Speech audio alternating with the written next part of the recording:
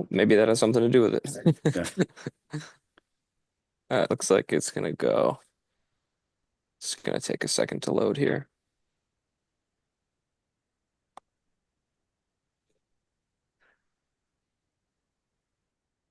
All right, we are live. Good evening. Welcome to the Northborough Open Space Committee meeting for Monday, November 22nd. This meeting is being conducted remotely pursuant to Chapter 2 of the Acts of 2023, an act relative to extending certain COVID-19 measures adopted during the state of emergency, signed into law May 29, 2023. All members of the Open Space Committee are allowed and encouraged to participate remotely. The act allows the Open Space Committee to meet entirely remotely so long as reasonable public access is afforded so that the public can follow along with the deliberations of the meeting. The public is encouraged to follow along using the posted agenda. Members of the public who wish to view the live stream of this meeting may do so by going to Northborough Remote Meetings on YouTube. And ensuring public access does not ensure public participation unless such participation is required by law. This meeting will not feature public comment. I'd like to have a roll call, and if board members could reply in the affirmative when I call your name. Carter, I'm here. Leslie, Here. Brian, Here. Jacob, I'm here. and John is me, and I'm the fifth member. So we have a quorum. And we're also joined by our town planner, Lori Connors. Thank you for coming, Lori. And I know you have a brief discussion for us. And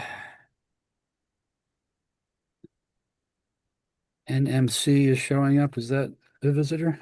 Northborough Media Connect is their acronym. And That's they Pat are a with visitor. Northborough. Thank you. Oh, yeah. Forgive me. Was getting It's caught up on Kind of their new branding. Yes, sir. Okay. Before we get started, I wanted to acknowledge and express gratitude to our former member, Ashley Davies, who recently resigned from the committee. Ashley served on the Open Space Committee for many years. She was a very enthusiastic member, and with her background in land conservation, she was extremely valuable in many of our initiatives. I wish her well in the challenge of a career and raising a young family. And I do hope she comes back to either this committee or another committee in town. She's a valuable town member. And again, I wish her well. Having said that, I wanted to cover our meeting minutes as the first item agenda. Vinny has given us the draft from the September 29, 2025 meeting. And I'd like to open the floor for any comments on the minutes or corrections.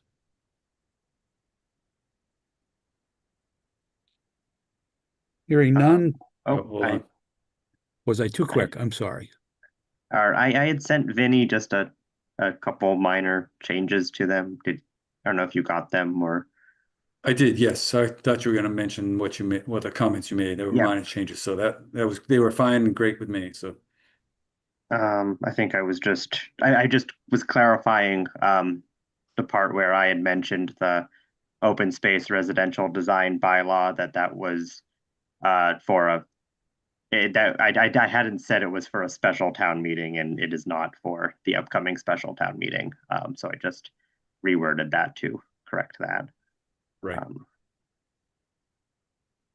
So you've made that correction, Vinny? I have, yes, so the motion will be as amended. I move that we approve the minutes of the Open Space Committee meeting of September 29th as amended. Second. It was a second from Brian? Second, right here. Yes, Thank you, Brian. I guess it would help if I looked at the screen. it's okay. See, you're nodding. Very good. Any further comment? Hearing none, I'll call a roll call vote to approve the minutes. And please answer with your reply. Carter, Aye.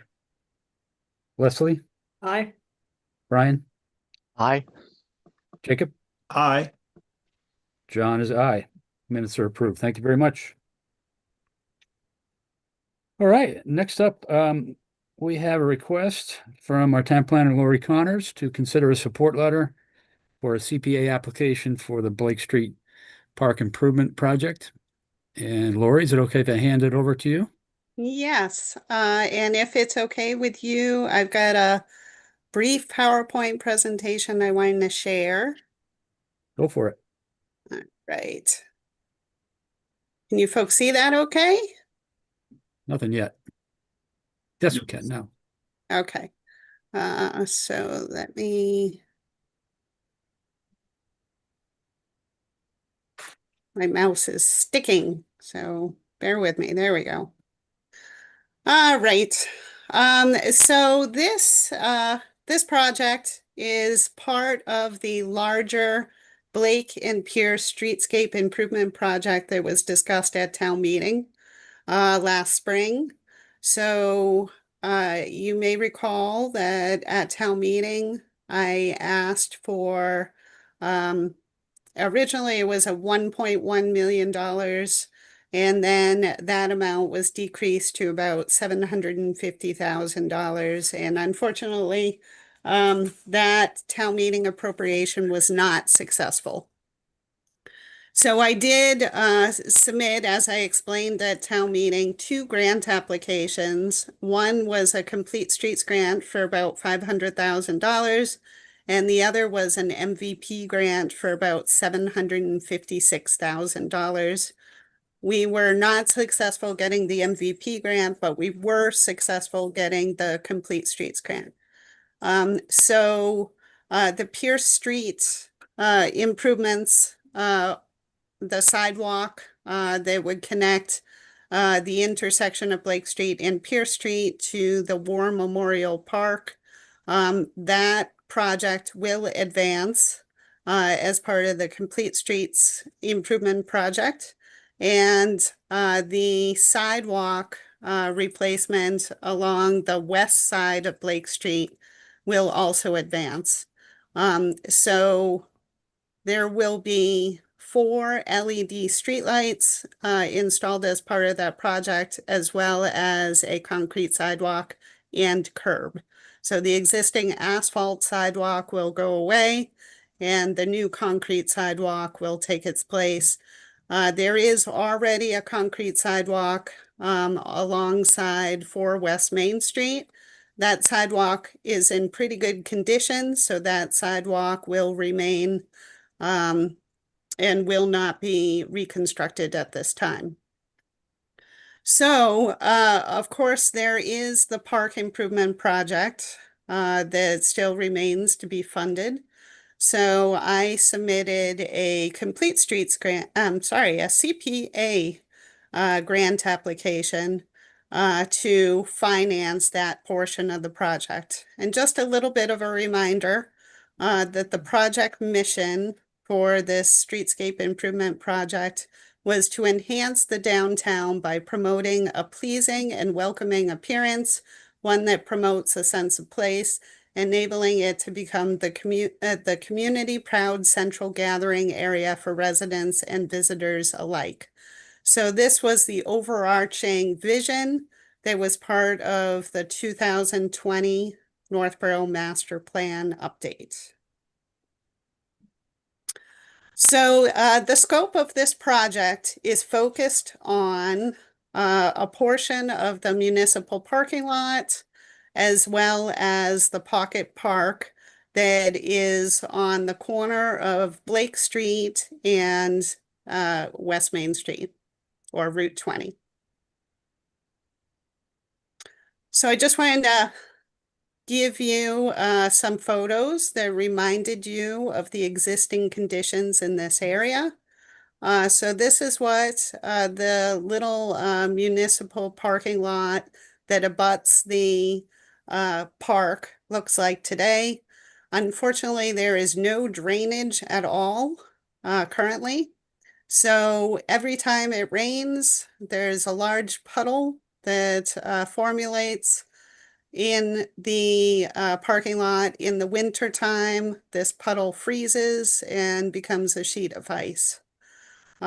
Because of the age of the parking lot, as well as the continuous issues with water just accumulating on the pavement, there is significant cracking of the pavement. So this photo on the lower picture with the two cars in it shows what the parking lot looks like today. So this area is proposed to be 2 ADA compliant parking spaces, and the top parking lot is not currently, there are 9 spaces.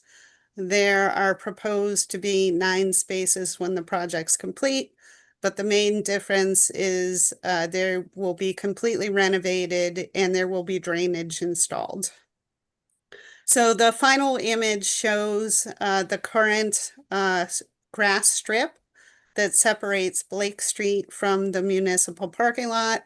There are some trees within the grass strip currently, but they aren't in great condition. They're struggling at this point.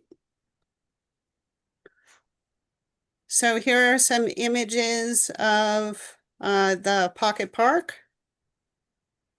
So of course, this is the site of the annual Christmas tree lighting. It's also used as part of the Apple Fest celebration. So some of the less attractive features, of course, are the utility boxes. So this brown utility box is currently owned by CSX. That box will remain. However, this utility totem pole is what I like to call it, is the towns. So the idea is to aggregate these 2 utilities together and screen them from view. So of course, these utilities would look much more attractive if they were enclosed within a box than this current configuration. There is a seating wall in front of that utility totem pole, where the stones are just like stacked. And you folks may know that this is a very popular hangout with the middle school kids. And unfortunately, these stones are constantly falling down. I don't know if the kids are walking on the wall or whatever, but it's definitely a safety hazard. And then we have the lovely Lions Club sign that has not functioned. I've been here for almost 4 years, and I don't think it's functioned in probably 3 years. My understanding is that the manufacturer of the sign has gone out of business, and no parts can be recovered to repair the sign. So this sign has exceeded its useful life and really doesn't function. It also is not an allowed use in the downtown business district. So once it's abandoned for 2 years, which it may have already been abandoned for 2 years, it cannot be replaced. So project goals for the park project are, of course, number 1, to enhance the existing Pocket Park. So this is a popular and highly visible open space in the downtown. As you know, there are a combination of traffic lights along Main Street, which cause you to stop right in front of this Pocket Park at the stoplight. And so people just sit and they gaze at this recreation facility.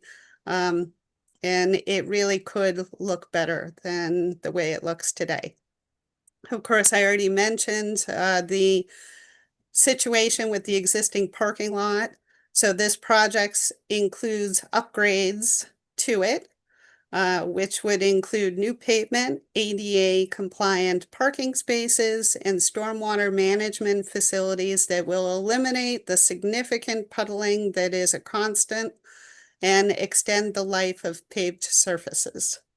Of course, this is also a public safety project. We want to enhance the public safety through improved lighting. So there are 2 LED streetlights that are proposed.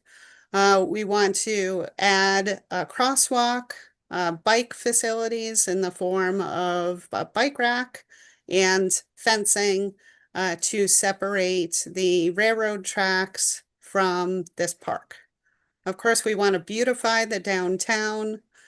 We really want Northborough residents to feel a sense of pride when they look at this open space amenity. And hopefully it will be a place where people can congregate and they can go across the street to Northborough House of Pizza and enjoy a pizza in this open space area. We'd like to attract more customers to our downtown locations. We have a number of vacant and underutilized buildings, the most important one being 4 West Main Street, which of course the town owns and is looking to sell. So it would be great for this area to look better than it currently does. So hopefully we can attract a good sales price. And then, of course, there are a number of climate change benefits that we're hoping to achieve by this project. So the drainage infrastructure that we're proposing is low impact design features.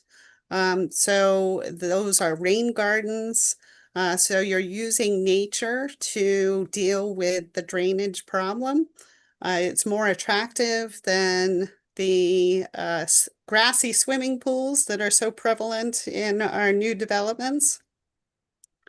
And it has the added benefit of absorbing environmental pollutants, infiltrating and cleansing stormwater, and providing habitat for birds and squirrels and butterflies and the like. So we have an extensive landscaped plan that I'm going to show you in a couple of minutes. So this is essentially the plan. So as I mentioned, the Complete Streets grant is going to pay for the improvements along the west side of Blake Street. So these peach areas are going to be covered by the Complete Streets grant. So what we're looking to fund is the improvements along the east side of Blake Street. So unfortunately, when we didn't get the funding at town meeting, that meant that we could not redo this large municipal parking lot. So that has come off of the project scope for now. So the major improvements that are proposed are within the dotted lines. So improvements to this pocket park, which include the rain gardens, improvements to this landscaped area, which separates Blake Street from the municipal parking lot. And the reason for that is the stormwater needs a place to go. So the idea is to capture the stormwater flow in a series of 3 catch basins. So one will be at the corner of the municipal parking lot, and then there will be 2 additional catch basins that will be along Blake Street, adjacent to this landscaped island. So those, the flow from those catch basins will be piped into a series of 3 rain gardens. So they will use the soil and the plantings to infiltrate the water into the ground. So these are going to be attractive landscaped areas, and the project includes street trees along with the rain garden. So there are 3 proposed street trees within this island. And then there is another island.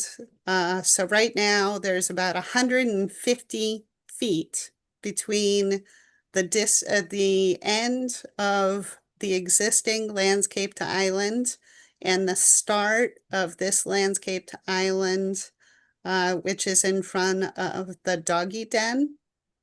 That's not very efficient. It's just a sea of pavement. And what that means is that folks who are utilizing the Fatouche restaurant can't park in their own parking lot. So they use the municipal parking lot to park. So by adding this island, not only are we adding a landscape feature, which is better from a stormwater standpoint, we're improving the look of the streetscape, certainly. And we are also providing an opportunity for folks who are visiting the Fatouche restaurant to actually park in their own parking lot. So they will be able to park up against this island, which is great. Another amenity that we would add is a fence. So of course, folks regularly cross. I was over at the Blake Street Park today with a couple of folks working on the planter, adding some holiday decor to the planter at the corner of Blake Street. And while I was doing that, I saw 5 people cross the railroad tracks through this pocket park to go to Cumberland Farms. So one of the safety improvements is to put up fencing to prevent that from happening. People should be crossing the railroad tracks on Route 20 at the sidewalk. It's safer than using the railroad tracks. So some additional images. You can see there's a very extensive landscape plan. So the idea is so the fence would be right along the town's edge of the lot. So where the railroad right-of-way begins. So the idea is to heavily landscape so that you don't really see the railroad tracks anymore. So we want to screen the railroad tracks, and we want folks who are sitting within this park to really enjoy it, feel enclosed within the park, feel at peace that they're communing with nature. Some of the improvements that are proposed is some brick patios. So there would be a brick patio around the existing flagpole and a seating wall. Then there would also be another larger pedestrian plaza where there would be a raised planter. There would be a pergola, a couple of benches, a seating wall, a bike rack alongside that. So yeah, you really feel like you're having a much better, more relaxing experience when you are sitting within this park. So some other images, this rendering was done before the landscape plan was produced. So it doesn't show the heavy amount of landscaping that is proposed, but you can get an idea by looking at the frontage along the sidewalk on Route 20. The Christmas tree will remain, and then the pergola with the raised planting bed. Here's another image from the crosswalk. So Route 20 is to the right of the screen. This is the entrance to Blake Street. As you know, it is a one-way entering Blake Street. And then once you pass this little area right here where the parking is, it becomes two-way. So that configuration will remain. In this image, you can see what the street lights would look like. Most of the trees within the existing park will remain. with one exception. There's a small tree that would kind of be in the way. So that would have to be removed. There is a proposal to add some street trees in front, along the side of 4 West Main. Here is another image as you're continuing down Blake Street. So there would be a new sidewalk crossing. You can see in this image the bike racks in the middle of the screen. And you can see ADA compliant sidewalks all the way through the park. This is what it will look like to be under the pergola. So there are the 2 benches that are proposed, as well as the seating wall. And then continuing down the street, you see the landscaped island that would separate the municipal parking lot from Blake Street. Because of the improvements to the sidewalk along the west side of Blake Street, the addition of the vertical curb is going to allow for on-street parking. So there are 7 parking spaces that are proposed along the west side of Blake Street. And that parking, of course, is going to provide separation for those who are walking along the sidewalk that currently doesn't exist, because the sidewalk is currently flush with the road. So you can't have on-street parking for that reason, because people would try and parallel park and they'd hit whoever is in the sidewalk. So that wouldn't be cool. And this picture shows the rain garden, and it shows the trees that are proposed for planting. And of course, the island would be a raised island. It would have vertical curb around it to protect it from the vehicles who are parking within the municipal parking lot. Here is an image of the streetlights. So these streetlights are not at scale. The streetlights are only proposed to be about 14 feet tall. So this is a baby. It's a toddler. It's not a full-grown person. And here are some images of the benches that are proposed, as well as the pergola and the bike racks. So this isn't a cheap project. The costs were driven up significantly by the need to install stormwater drainage, as well as redo the municipal parking lots. Pavement isn't cheap. So the construction costs are $628,000. We did include a 20% contingency. We're only at about the 75% design phase.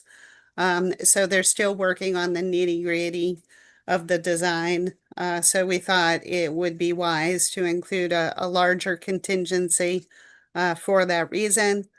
3% mobilization. There is construction oversight by the engineers to work with the contractors to make sure that everything is being installed per design. And because this park abuts the railroad tracks, we are required to hire a flagger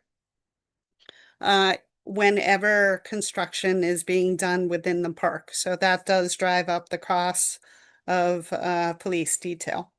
So the total estimate is $850,000. The project timeline, the long and short of it is that we are planning to go out to bid with the Complete Streets part of the work this winter, with the goal of being under construction in April of 2025. We anticipate that construction is going to take a couple of months, probably 3 to 4 months. So definitely construction should be done by the fall. As far as this portion of the project is concerned, our goal is to, of course, hopefully the Community Preservation Committee will support the project and advance it to town meeting in April. Should that get funded, then we will finalize the construction documents over the summertime with the goal of going out to bid in January of 2027.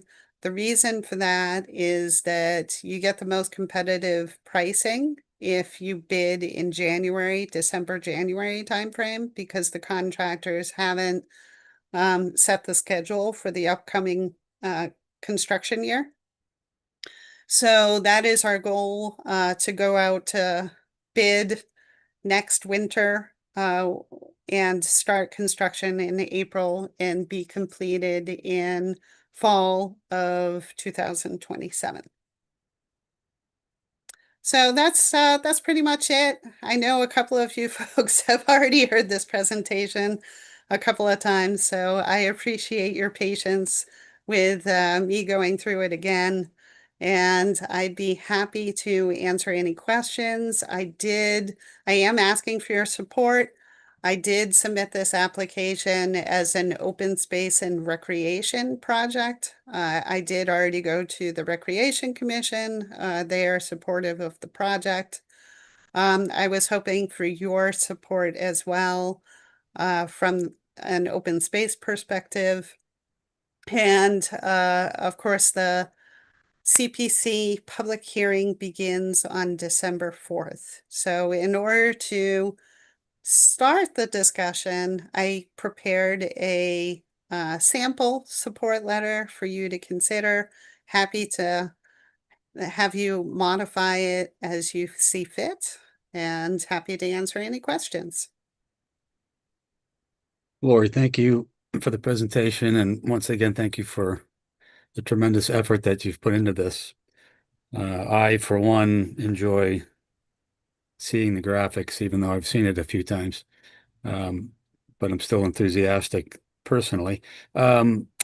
Is it possible to share the letter of support, or I have it up as well if you'd like me to share? I wanted to Yeah, members to read I've it. got it. So let me share it for you.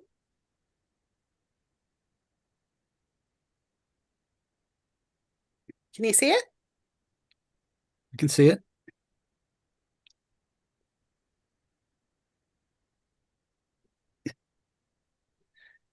And for the committee, I've read through it and I have no edits to suggest. I think it captures the benefits that we as a committee would support, but I want to open the floor for other comments on the letter. Only is it with a quick scan, I don't see any reference to CPA funding. I know it says CPC, but I think it should have some reference to CPA funding. Sure, I can, how about in the first sentence, if I change CPC to CPA? Yeah, that would be accurate. So that's a good one. Yeah, thank you.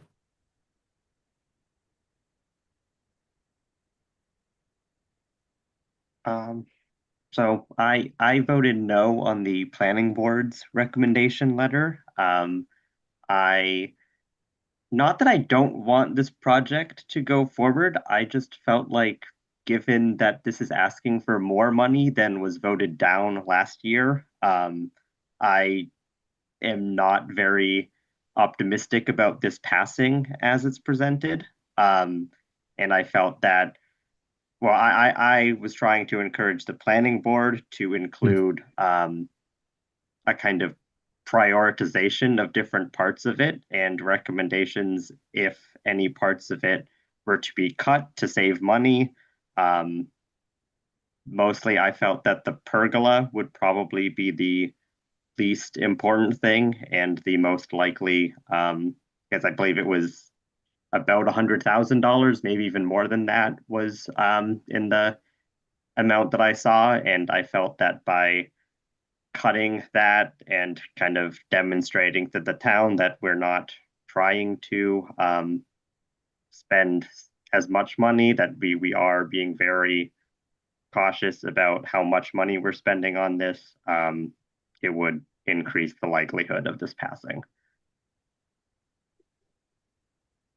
Carter, I wonder if I could ask you to think about, since you joined the Open Space Committee since town meeting, and I recognize you come from the perspective of the planning board as their representative, but do you think the content of the letter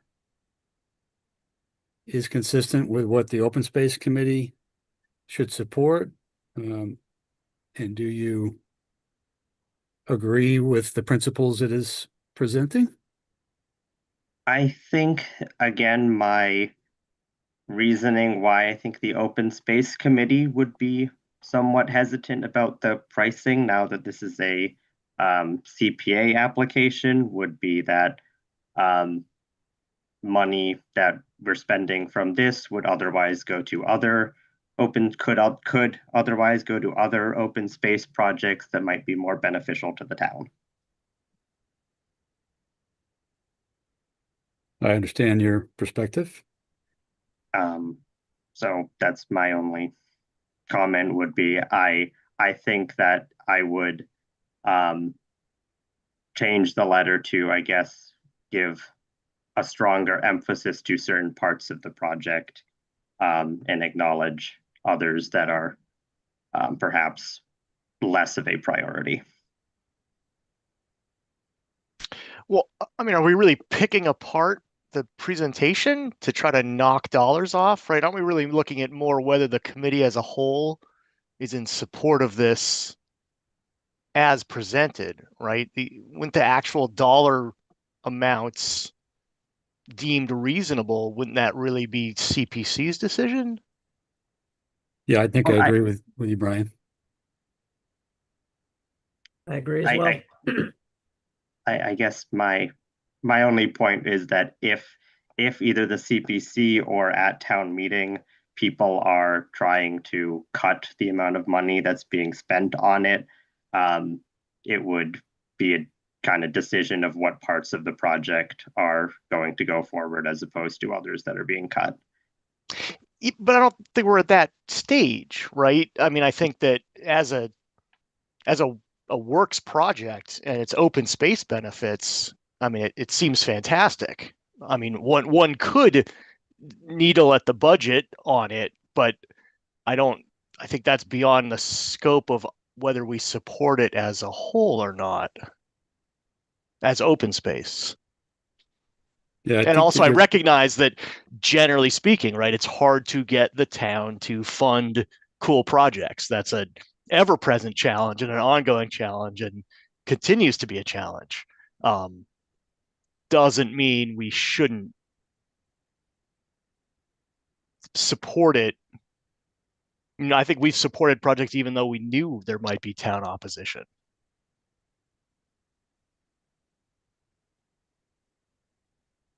I think it's important to point out that our role as the Open Space Committee, when it comes to CPA, is typically that we as a committee, we might have more than one application in a given year. And we've often discussed that in terms of our committee's priority. Just to give random examples, there might be an application for open space money to the conservation account. There might be an application for a park improvement project. There might be an application for, a land acquisition. And, we might decide that there's a certain urgency for the land acquisition. So we would say, if we can't get CPA to CPC to support all three, we would prioritize one. This year, as a matter of fact, the committee did not put forth an application for additional conservation funds that we have done in several prior town meetings, and the use of the conservation fund has been well documented. And it's been successful for the goals that it has. But this year we don't have another application that we're supporting. So I think I just wanted to point out that that's our role really, is to determine whether we support this as a CPA application, and is it consistent with open space goals that the committee has, as well as those that are part of the established protocol for the CPC.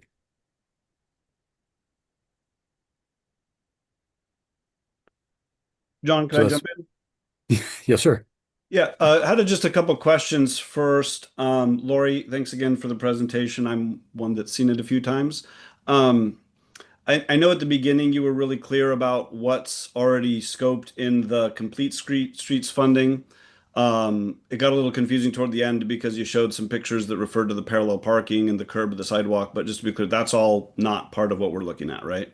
Correct. Okay. That is the Complete Streets portion of the project. Right. And so that one, I don't know. So I heard some information based on the focus group that some of that money is possibly now going to be used for the drainage fixing. I don't want to get into speculation, but since it's part of this scope, I'm just wondering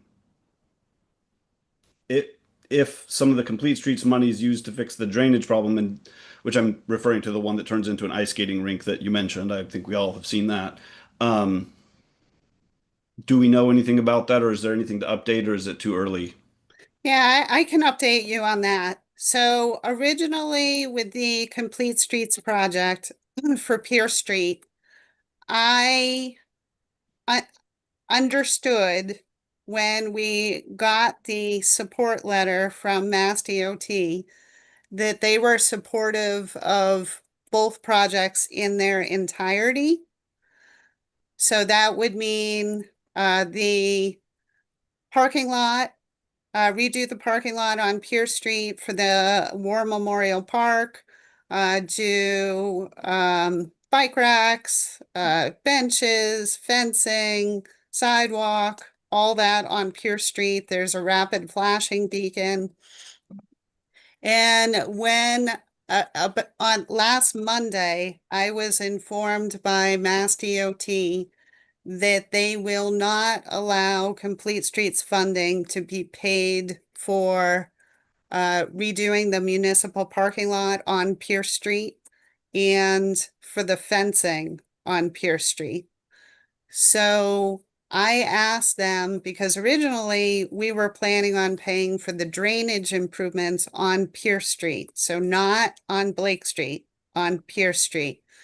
The drainage improvements, so there are 2 catch basins and a manhole, and then that drainage would connect in with the existing drain system that exists on Pierce Street.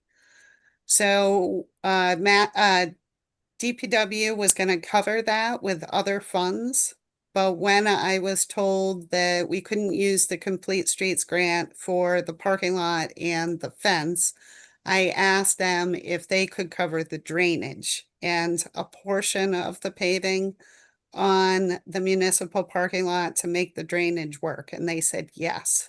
So that's the So Pierce Street. So I'm That's not, Pierce Street. okay, It's not okay. Blake Street. So then we ended up with some extra money. So the question was, should we, instead of doing monolithic concrete curb on the west side of Blake Street, should we do vertical granite curb, which is kind of the limousine. It's like the Cadillac version of curb.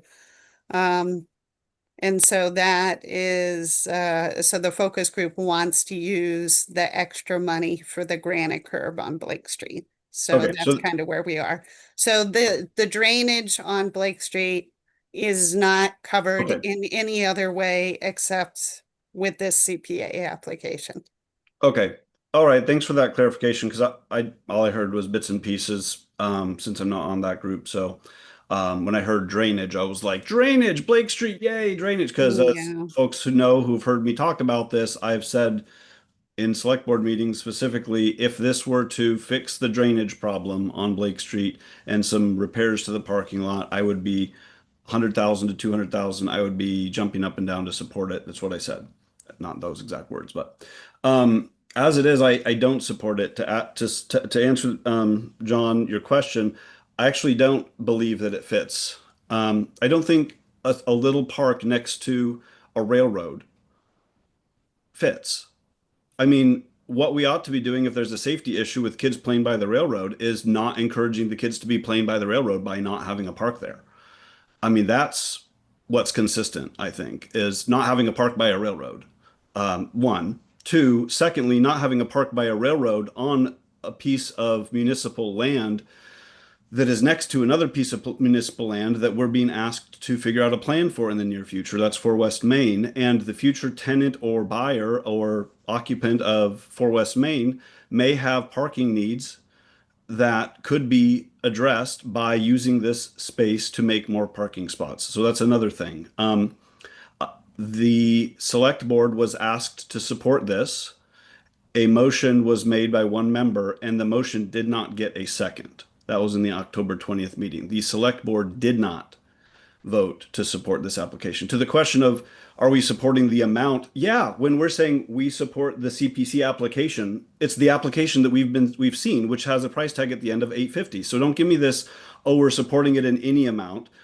No, we're supporting it as I was presented, or we're not. I mean, or unless anyone wants to do what Mr. Brandon suggested, which is give alternatives, which I don't think anyone's doing. So to lie to ourselves and say, well, we're supporting something other than what was presented, I don't think is appropriate. Either we're supporting what was presented, we're supporting something different than what was presented, or we're not supporting it.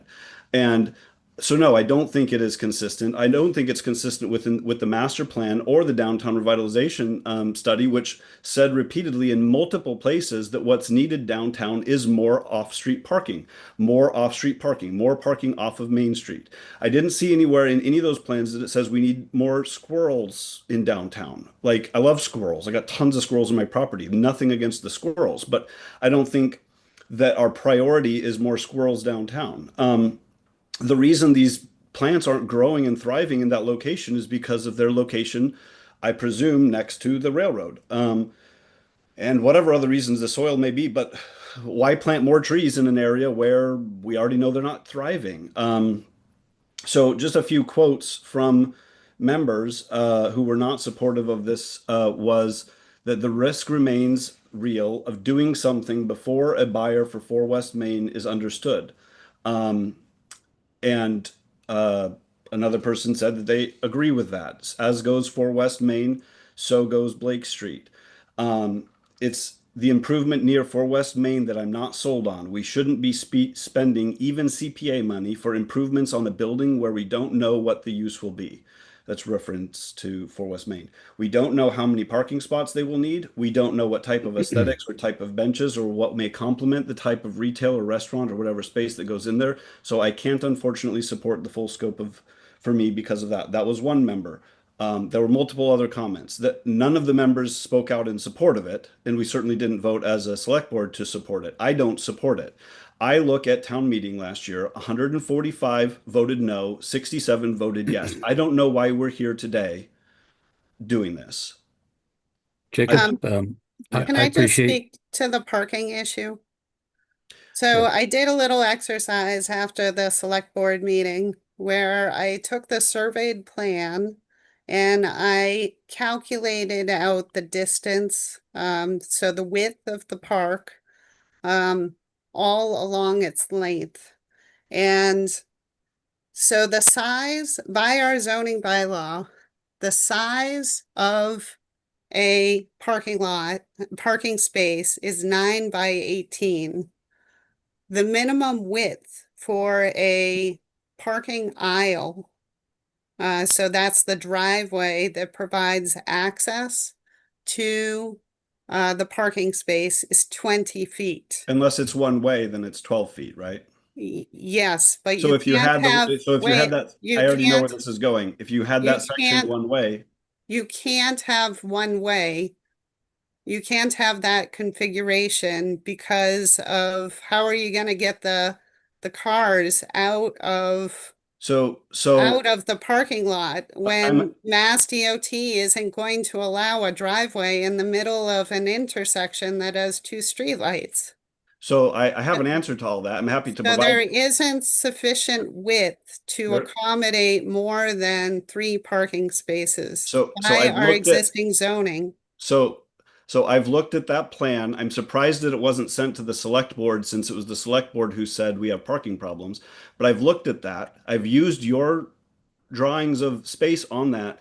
And in 5 minutes of looking at it, I came up with 9 more spaces. You would need to have one way for the first bank of 9 with 2 going each direction. You could even angle them because it's only one way. And then you go to your next section, which is more. The point is, yeah, if you're hell bent on putting in a pocket park, of course you're not going to find a way to put in more parking space. But the select board did not support this.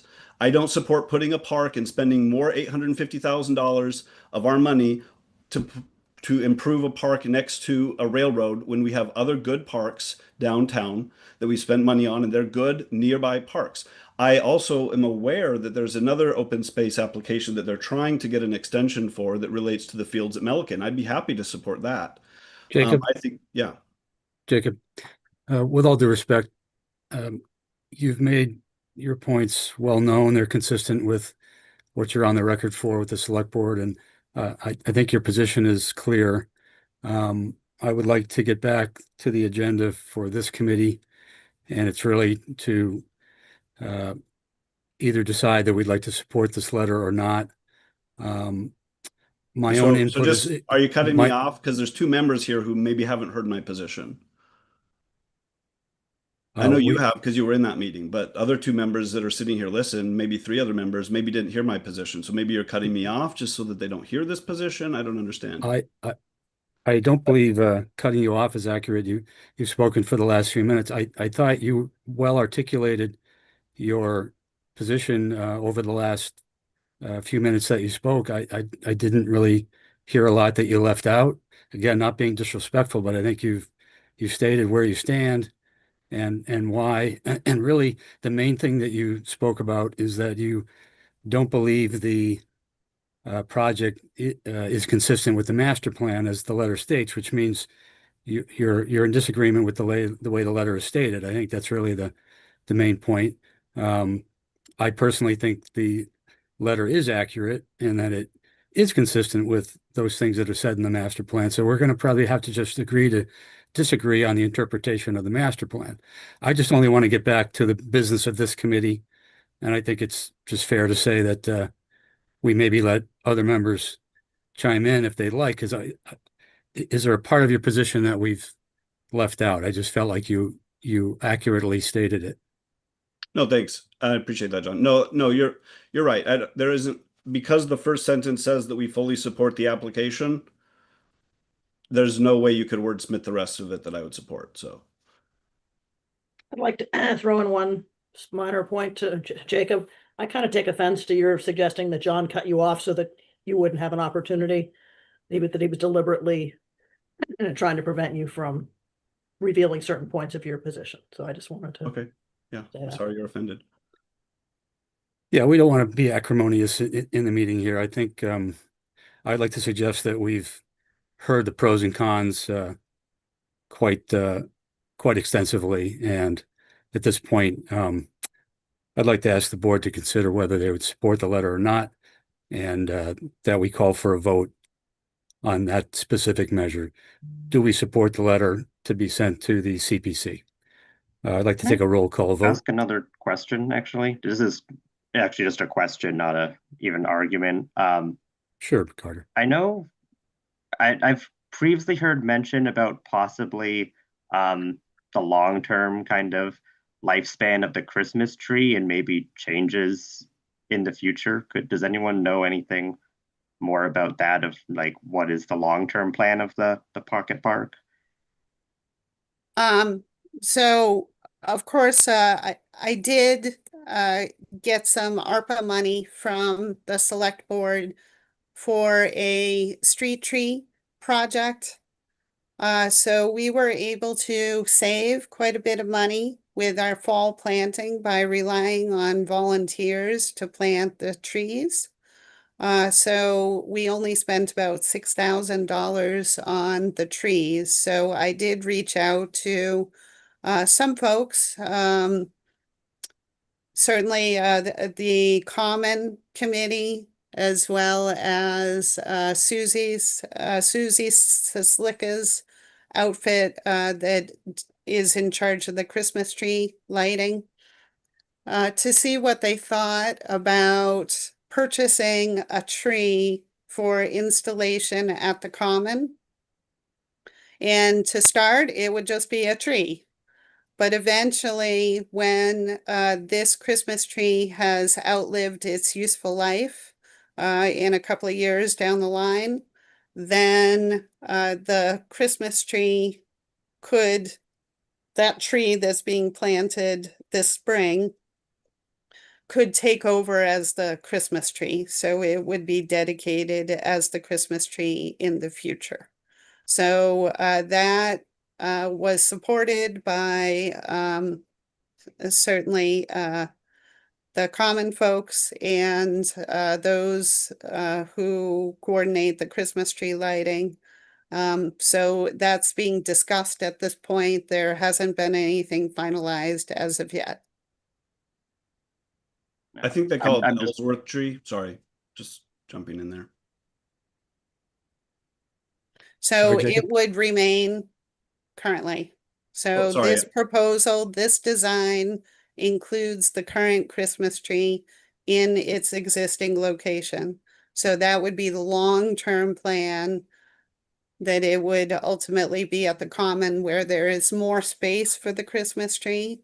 So it would hopefully have more longevity than the trees have had to date in its current location on Blake Street.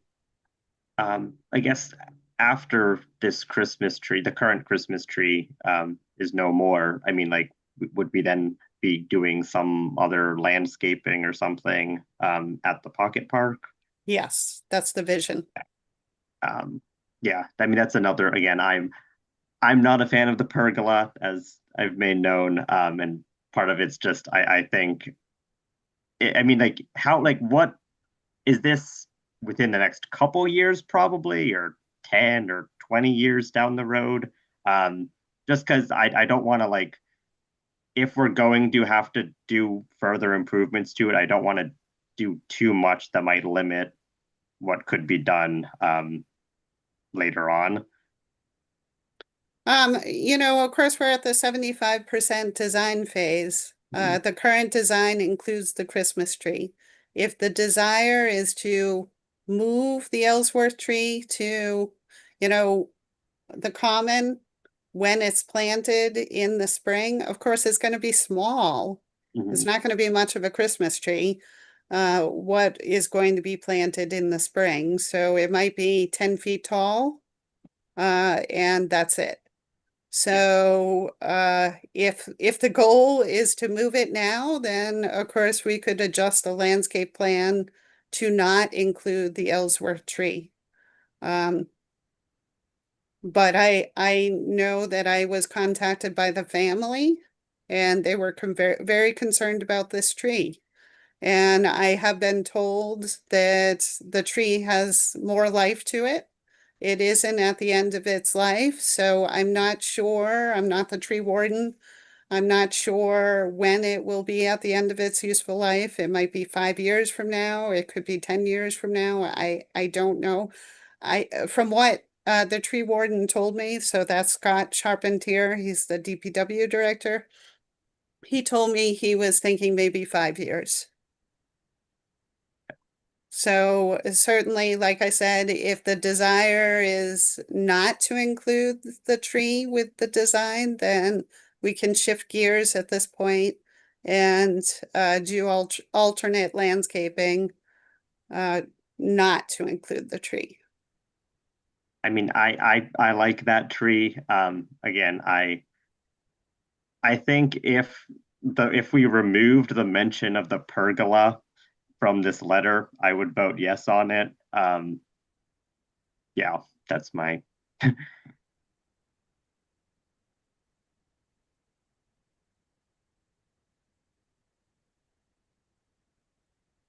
don't know if you If can see there are if any, we have a visitor. Susie Sislick is here. Okay.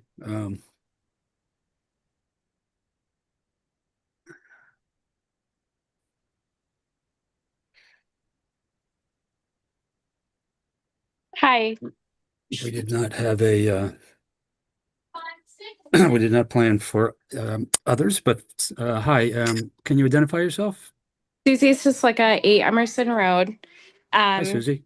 I just wanted to chime in about the tree. We do have plans to hopefully move the tree in the spring. And I'm speaking on behalf of the Community Affairs Committee. We have not been asked to provide a letter or support, which is surprising. So I don't know if that'll weave in on your support for this letter. I do apologize. I'm calling from a dance studio right now. I'm watching this letter, this meeting right now, but so Community Affairs has not been asked for support of a letter or our thoughts on this park, and we are the only committee that has any events in this parking lot. But we hope to move the Ellsworth tree, as we like to call it, the Ellsworth tree into the town common and memorialize it there, and then hold the tree lighting hopefully next December over there. Thank you for that update. Thank you.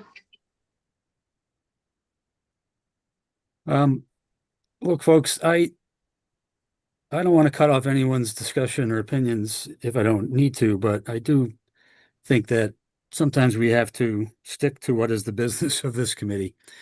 And we aren't in a position to comment on the scope of work.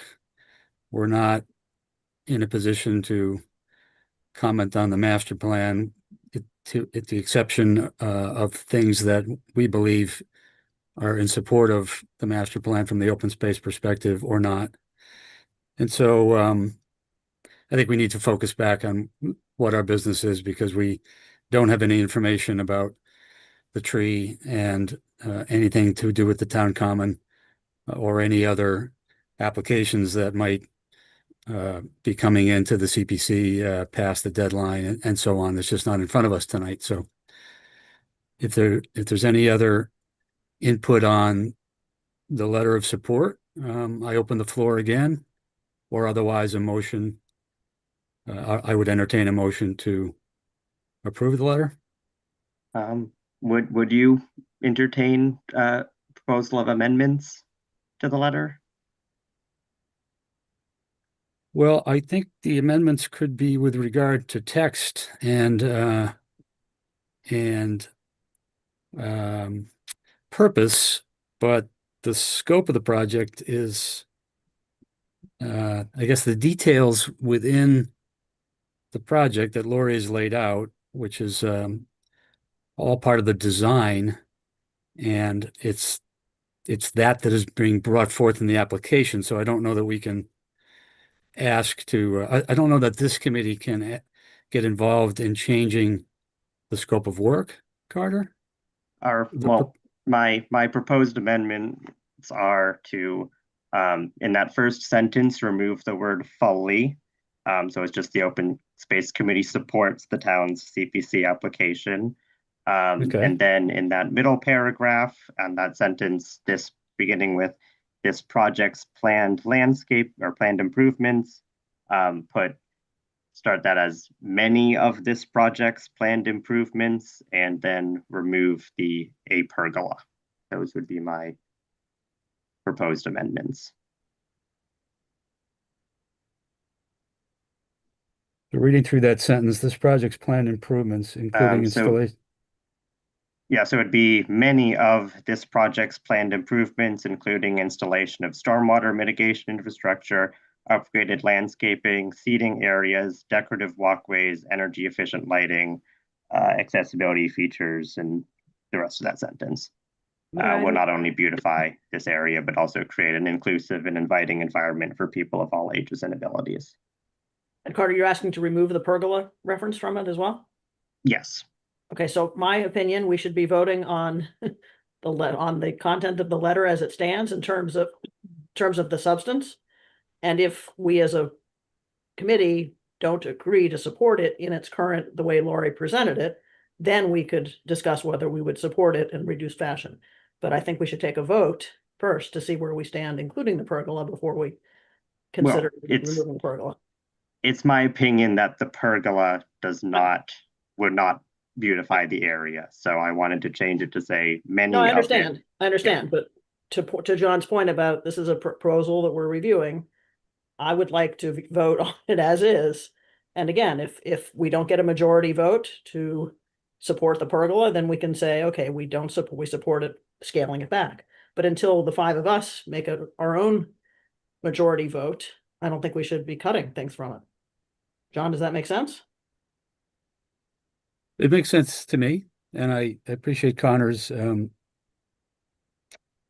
suggestion, but I guess when I read the sentence, I can't read the last part of the sentence, which says also create a safe, inclusive, and inviting environment for people of all ages and abilities, without, in my opinion, saying that the pergola contributes to the last part of the sentence. So again, I just don't think it's our place to take out parts of the project so much as to decide if it, supports that last part of the sentence and supports those aspects of open space and park space that we generally support. So I'd say I concur with your conclusion, Leslie, even though I respect Carter's suggestion. Yeah, and if we take a vote and we say, no, we don't want to support this letter, then I say we go back and revisit how we would modify the plan so that we would support. But I'd like to see the vote first. But I do agree we should take out the fully supports. That makes sense to me, the first suggestion.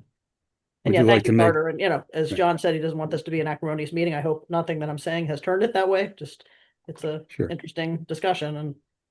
And I agree with that. And I'm sorry if I made personal offense. It wasn't meant that way. So sorry about that. Okay. And I agree with Leslie. We're good. Thank you. I have a thick skin. I have been chairman of this committee for 20 years and on several other committees. And so not to pull rank, but I supersede most of you members by a number of years. You can throw whatever barbs you like. I just think that it's important in each of our committees that we stick to the business at hand and where our place is and where our place is not. And Leslie, I would encourage you, would you like to make a motion along the lines of your discussion? Yeah, my motion is to approve the letter with removing the word fully and changing CPC to CPA, as we discussed earlier. Well, can I? Very good. Is there a second to that motion?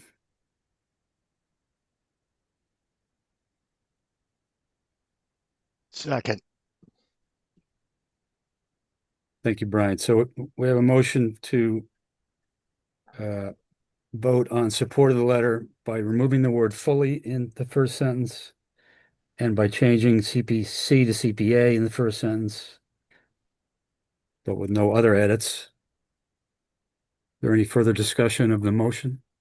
May I just, again, I don't mean this, and any offense by this, but I'm just, I guess, why are you willing to vote on an amended version of the letter, but not vote on my amendments to the letter before? Like we're no longer voting. Because you're automatically, can I respond? The reason I suggested is because then if 3 of us want to support the pergola, by taking your suggestion, you're superseding what is probably the majority, possibly, we won't find out till we vote on this, the majority view of that pergola.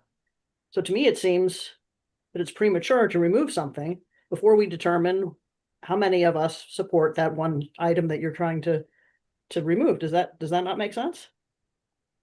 I mean, I can understand, I guess, why you're doing that. It just didn't seem like that was what you were saying earlier. That's exactly If I- what I'm saying, is I just want to see how many people support the pergola. If we I can look jump at the in, letter as it is, and we get a majority vote, then enough people support the pergola and we go forward with it. If we're not Jacob, if willing to support the letter, then we look at how we can scale it back. That's, Sure. Hey, Jacob, if Brian could That's okay. go, I think I I don't saw need his to- hand go up. go ahead, Ryan. okay. Sorry. Sorry, Carter, just forgive me because I might have missed it. Is it your particular opposition to the pergola, is it specifically related to its dollar value as a component of the project, or do you just dislike pergolas? It's two things. It is the dollar value, and then it's also I don't want to put too much on this pocket park if this pocket park will be changing in the next several years with the moving of the Christmas tree.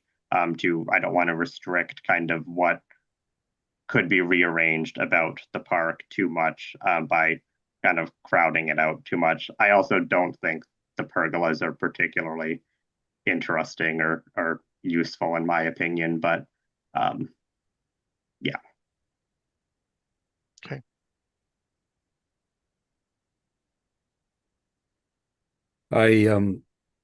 The only reason that I would not want to edit the list, Carter, is that it's describing the items that are in the project scope. And tonight at this meeting, we're not being asked to comment on the project scope. That's been vetted at multiple other meetings and has been brought up already in this meeting with regard to how it was voted on before and how it's being represented to the select board and the planning board and others. And the scope of it at the moment is contained in Lori's project preparation. So I don't think we're being asked here to take items in or out of it. That's the only reason why I didn't want to remove that particular word. It's the same as saying take any other part of it in that sentence. It's sort of a summary of the components of the scope of work. Now, I should confess that I left out the fact that you wanted to say many of this project's planned improvements, which leaves open that the fact that there might be some that don't necessarily support the last part of the sentence. I could be okay with that, but yeah, that's just my own feedback to your suggestion. Now, we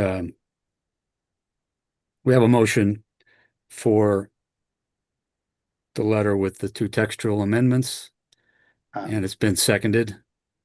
If I may just, I would like to vote yes on this letter, which is why I wanted the amendments to pass. And I do think that we are saying what of this project furthers kind of the open space interests of the town. And I might be the only one here who disagrees that this does, but that is my comment, is I would like, having voted no on the previous letter because I was concerned about parts of it, I would be happy if I can vote yes on a letter of support for this project that addresses my concerns. But if the majority of this board wants to approve this, then so be it. I just want to make up one comment. I'm not advocating for doing that, but I do appreciate, Carter, that your motive is to have more support from the Open Space Committee, which will certainly help the case when we go to town meeting. So I appreciate that that's a component of it. I'm not convinced enough to, but I just want to acknowledge that I know that's your motive, and I appreciate that. Yeah, thank you. For what it's worth, not to belabor this point, Mr. Chair, for what it's worth, Carter, I agree with you. So it's not that I don't agree with you. I just am not jumping on it because making that change wouldn't change my mind, I think, as I expressed earlier. So, but I do agree with you. Right. Is it,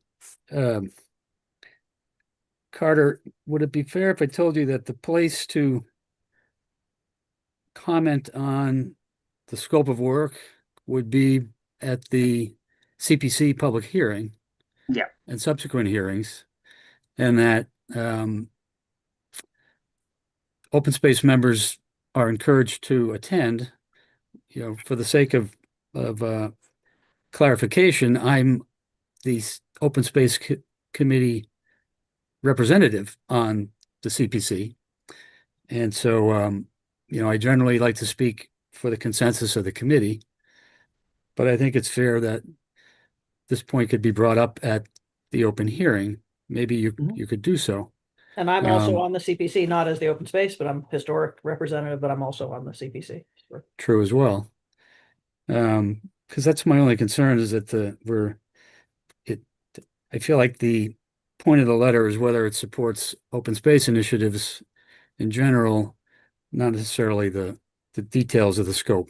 But here again, I just think it's a disagreement in the nuance of what we're supposed to be doing tonight. But I'm trying to get to where you're coming from. I mean, I just want to be careful that we say the letter is something other than what it says. And the letter says what it says. We believe this initiative is a critical investment in the health, vibrancy, and sustainability of our downtown area. The letter doesn't just say, we think that the project as proposed is consistent with open space, period. I mean, which is what you just said, but that's not really what the letter says. So True enough. Support it, but go ahead. I'm not trying to slow things up here. We won't debate that either, Jacob. How's that? All right. Would you actually, this is, I mean, I guess we do have a motion, so we shouldn't suggest other amendments, but if it does say, if you do the many of this project's planned improvements, which include installation, so it does leave open that some of those might not be, then I think I can do it, even though it mentions the pergola. Leslie, could you modify your motion in that regard?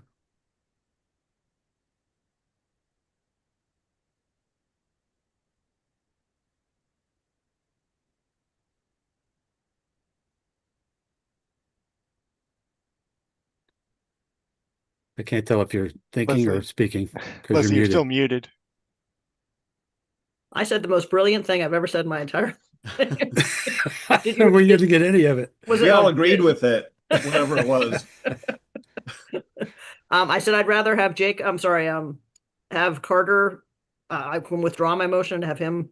We can start over because I'm not sure exactly what he wants, but what I was saying was I also would be fine with removing the sentence that Jacob was taking issue with, that we believe this initiative is a critical investment. That last sentence in the first paragraph. It's a letter of support. Those are Laurie's. I mean, Laurie did a great job on drafting the memo, but this is her memo, so it's going to be the most effusive language, as it should be. But I'm fine removing that sentence if that makes people more comfortable, and I would withdraw my motion, and that I can make a motion again, and then let Carter modify, make the motion for the amendment as he sees fit, or anybody else. So I withdraw my motion. Okay, so noted. Right. And now I make a motion. Now just to slow down for a minute. We able to do a live change on this? Oh, that's true. Yeah, we don't even need a new motion yet. Yeah. Can someone actually like type it as we're speaking so we're all clear on the verbiage? Is that possible?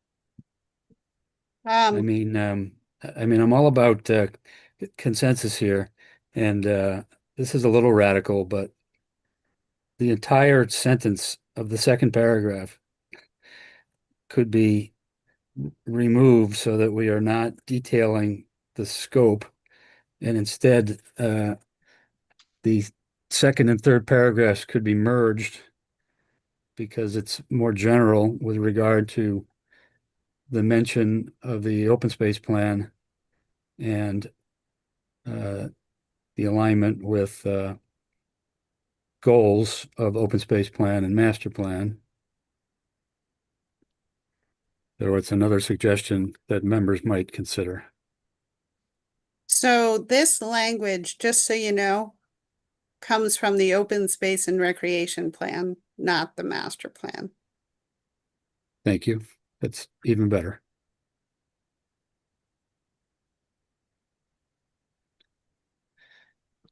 Well, I think Leslie has ceded the motioning to someone else. Well, I think Brian's right, though. We probably don't even have to make a motion. We can maybe write the modified version and then make a make a motion to approve it as modified. Once we decide on that language. I'm in favor of anything that moves this forward. I think that, so I would Carter- propose, what were you saying, John, in terms of the second and third like consolidated paragraphs?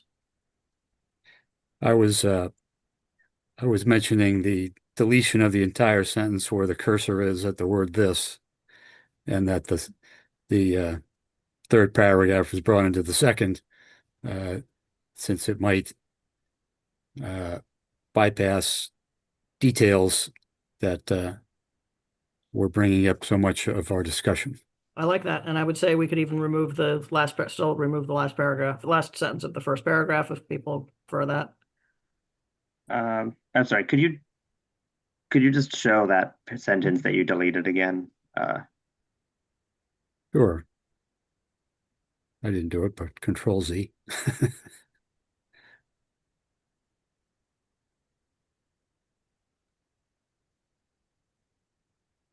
I mean, like,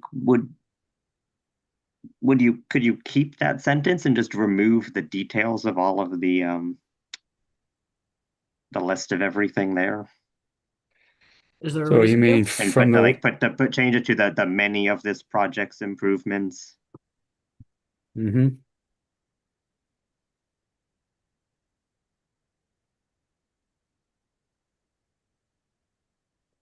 And then pick it up again after the word racks? Is that what you inferred, Carter? Yeah. So I think this is what you wanted, right? with the added of the many of at the beginning of the sentence. Many of this? Yeah.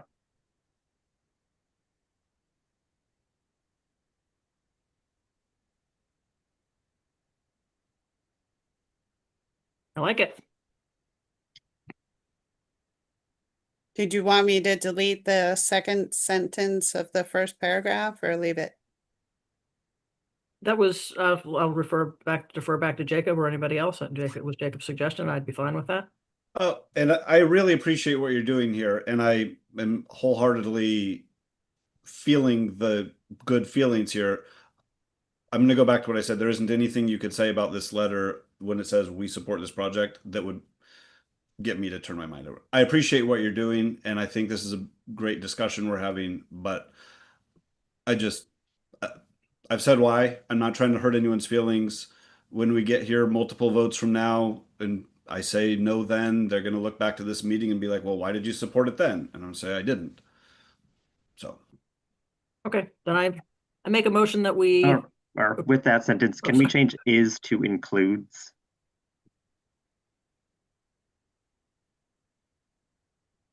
Where? We believe this initiative and change is to includes or involves, whichever. no, I don't like includes. Makes. We believe this initiative makes a critical investment. Yeah. You're okay with that? Yeah. Okay, I move that we approve this letter of support to the CPA, to CPC for the CPA application as amended during this meeting and as shown on our screen right now. Motion made by Second. Leslie. Second again. Wow. Progress. Okay, great. There's a motion to approve the letter as written for the Open Space Committee to support the application to the CPC. The motion by Leslie, supported by Brian. Is there any more discussion on the motion?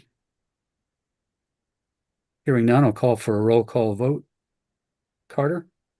Aye. Leslie? Aye. Brian? Aye. Jacob? No. John? Aye.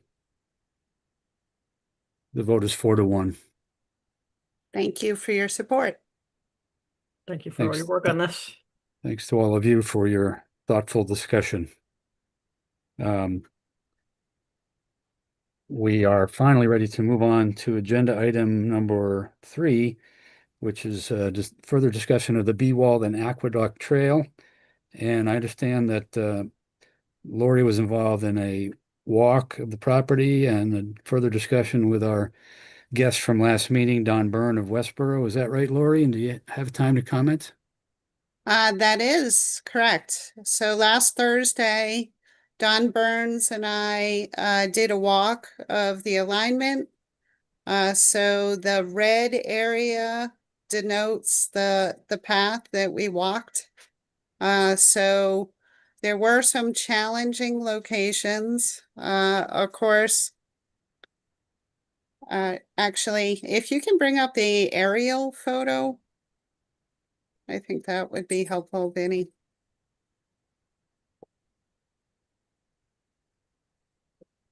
Maybe the aerial photo 2023.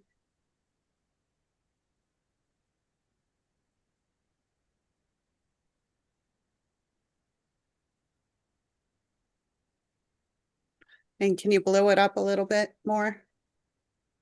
All right. So some challenging locations. We did actually think that it may be possible to go behind the restaurant and behind the motel. There is a possibility of doing a connection. It would have to be a bridge, which of course would be very expensive, onto the Mass DOT property. I'm a bit concerned that they wouldn't want anybody going through their highway operation anyway. So another possibility is just to travel along Lawrence Street alongside the motel and cross Lawrence Street. There is a driveway that Mass DOT owns. So we could follow the driveway. Right now it's gated, so we need permission from Mass DOT to go that way. They also own the driveway, that Benny's following. That looked like it'd be a really nice connection. Of course, it's super, super low traffic. Pretty much the only ones who use it is there's a single family house that has access off of this driveway, as well as Mass Highways operation. So if you continue down, Vinny, Working on it. the challenge, of course, is how you cross Route 20, and that's not going to be easy. We did end up crossing right where that, but that was not easy. And of course, it was morning time, not rush hour. So not quite sure how we would make that an easy crossing. On the way back, we did end up using the existing crosswalk at Northborough Crossing at Shops Way, which is actually on the other side of the, there you go. So that's a possibility. Then as you go, after you cross Route 20, we found the alignments and we hiked all along the alignment, which actually it required some bushwhacking, but it's an actually pretty level, flat surface. They could be pretty easily cleared. There isn't a lot of growth along the trolley alignment. So we were able to go all the way through. We kind of got stuck where the construction yard is. There are all sorts of giant piles of loam and yard waste. And so we couldn't go any further. So we ended up turning around, going back, getting the cars, and then driving onto the subdivision roadways in Shrewsbury.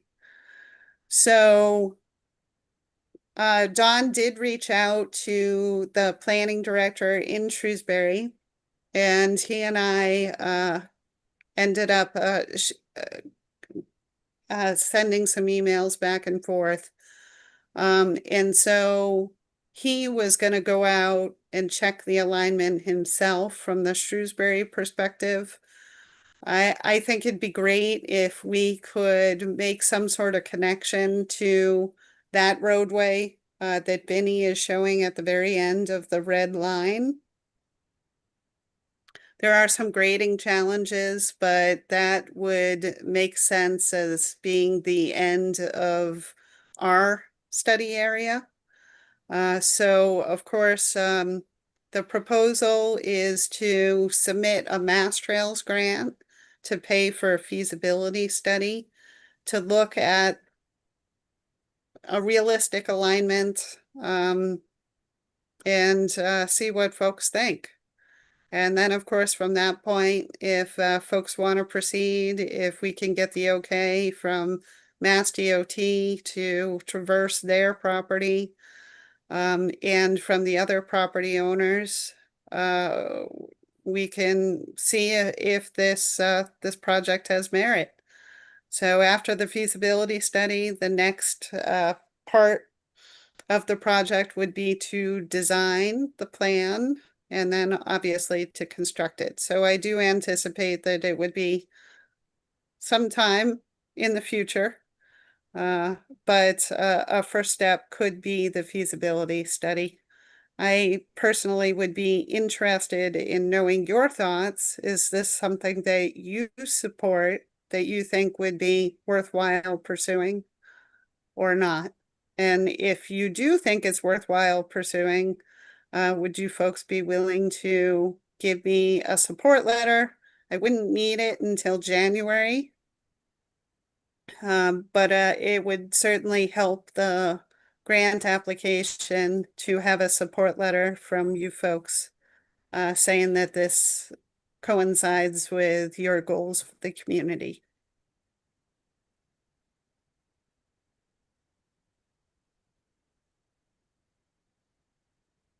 Lori, not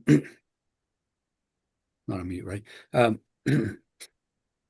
much has Westboro done on their side through Don's efforts? I forgive me because I forget some of his presentation, but have they already completed a feasibility study, or was he still working on it? So they have a feasibility study. So they've constructed portions. So it's kind of been in a spotty way.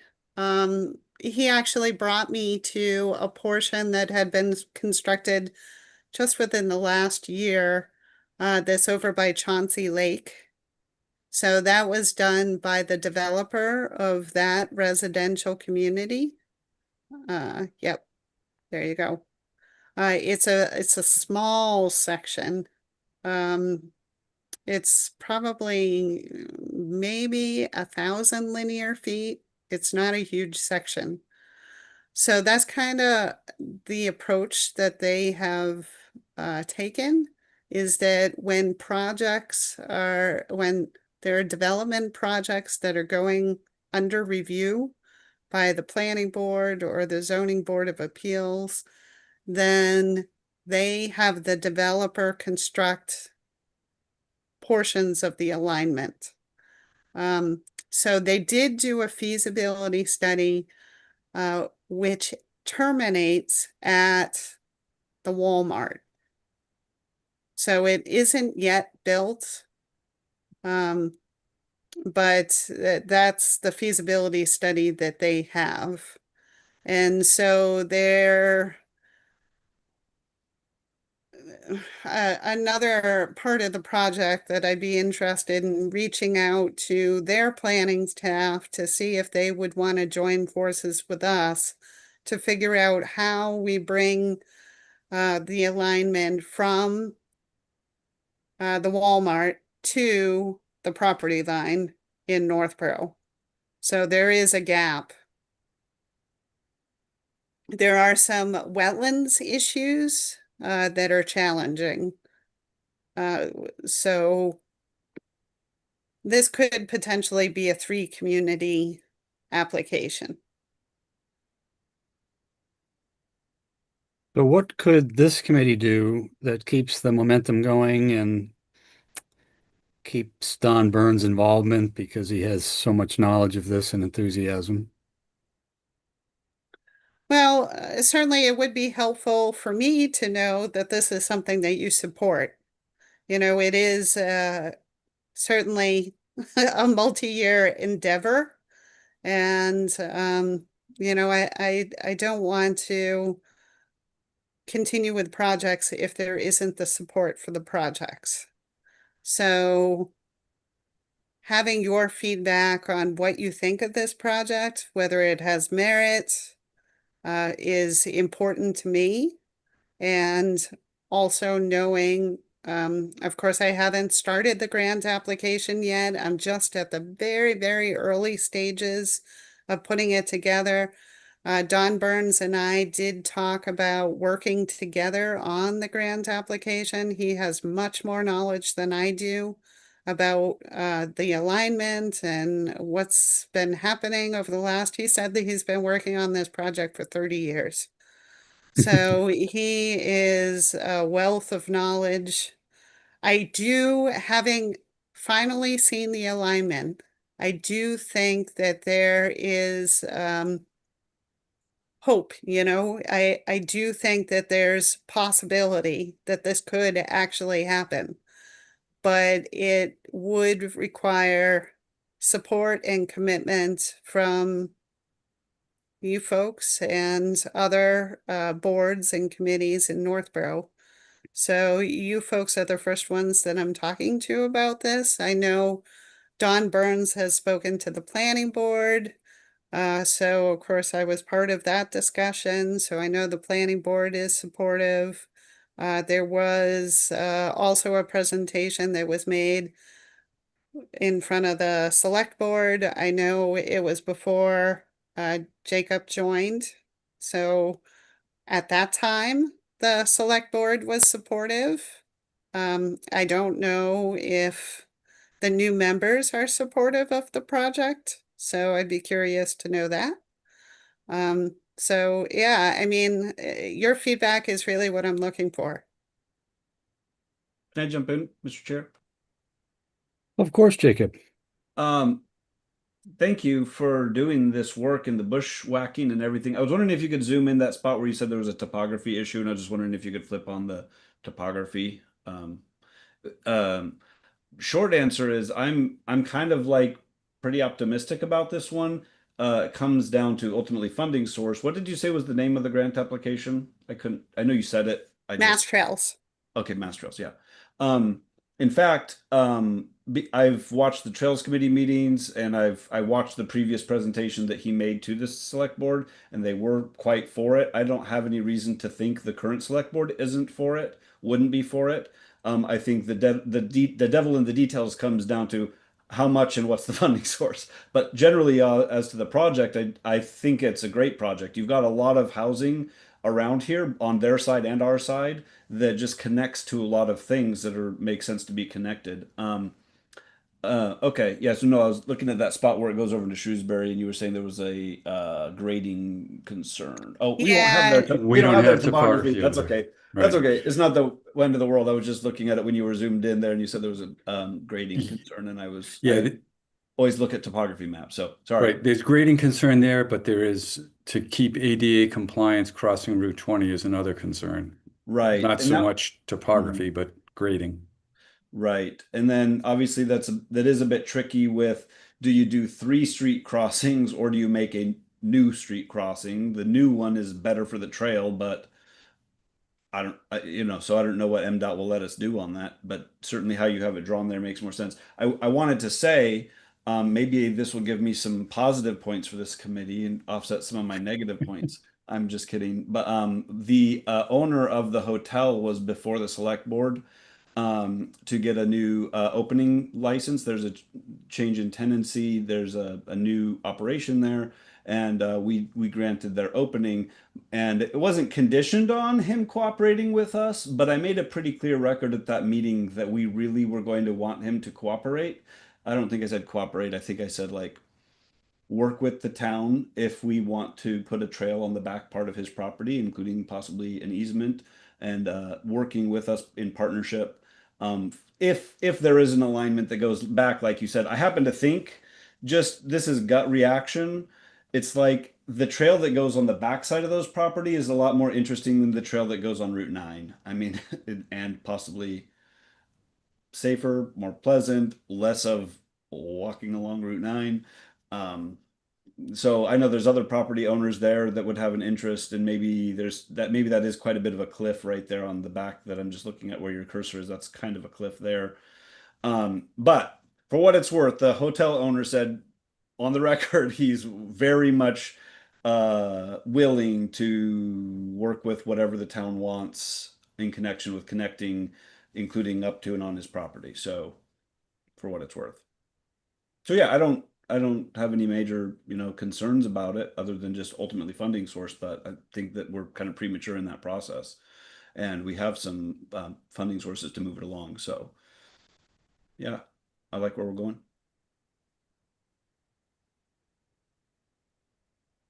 Thank Other you. comments?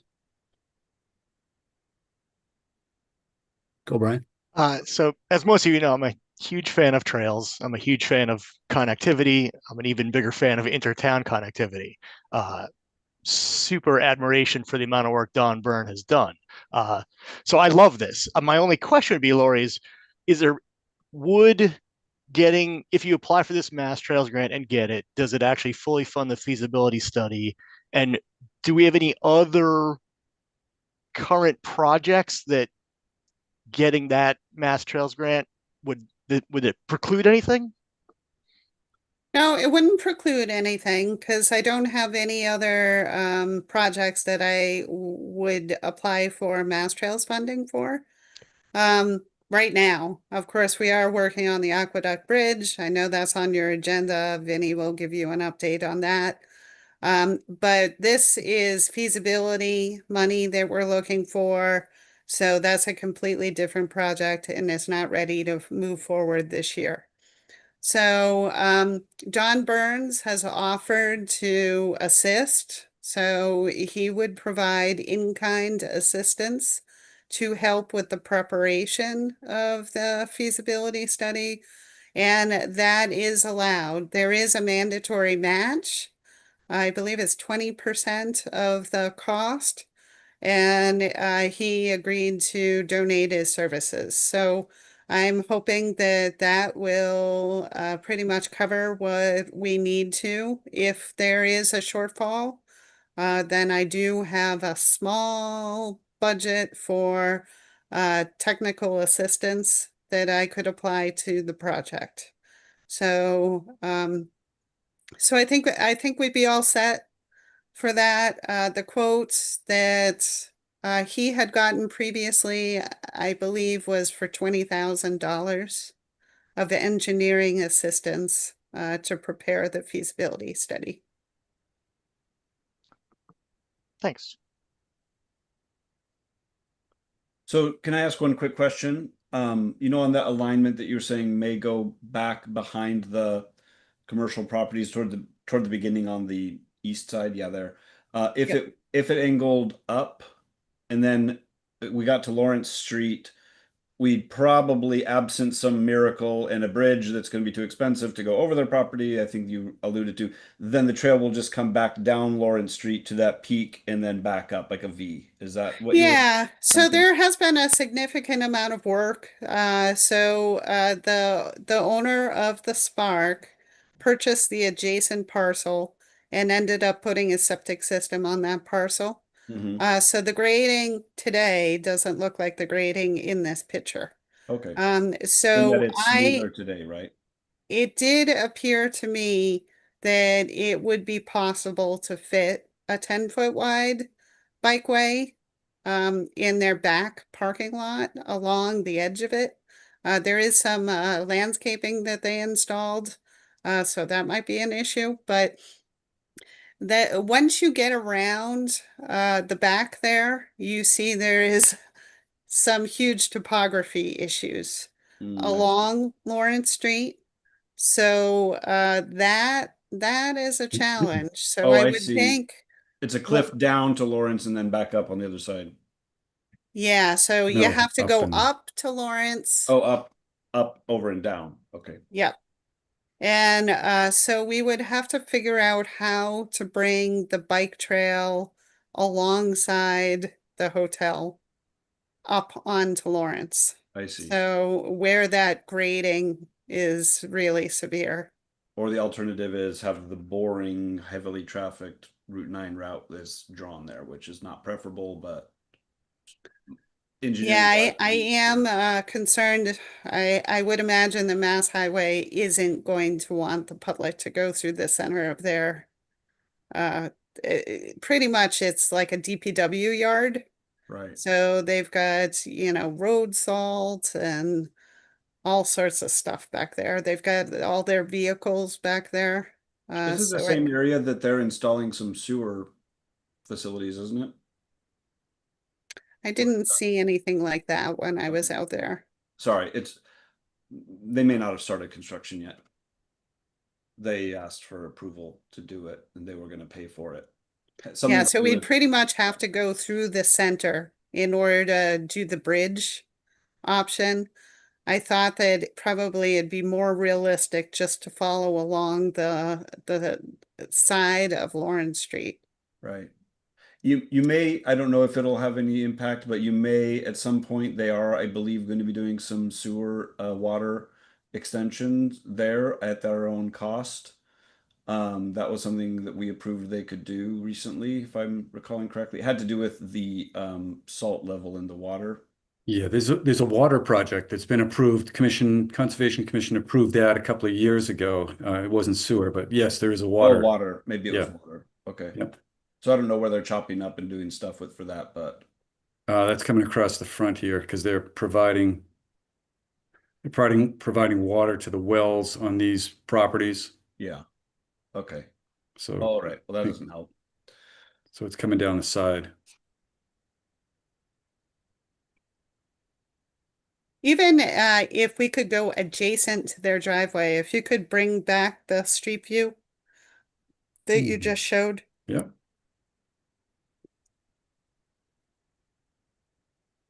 So if you see, there's that shrubby area adjacent to Amazing in between their driveway and Amazing. So that was interesting to me. Possibly putting it in here. Yep. Yeah, it's tough to see where their fence line is. But yeah, that's an idea. But of course, the point of the feasibility study is to work out all of these issues.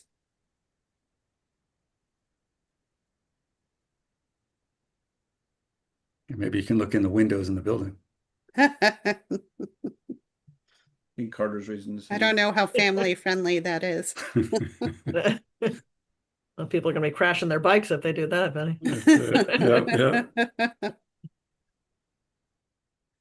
Yeah. Do you want to close this image? Sure.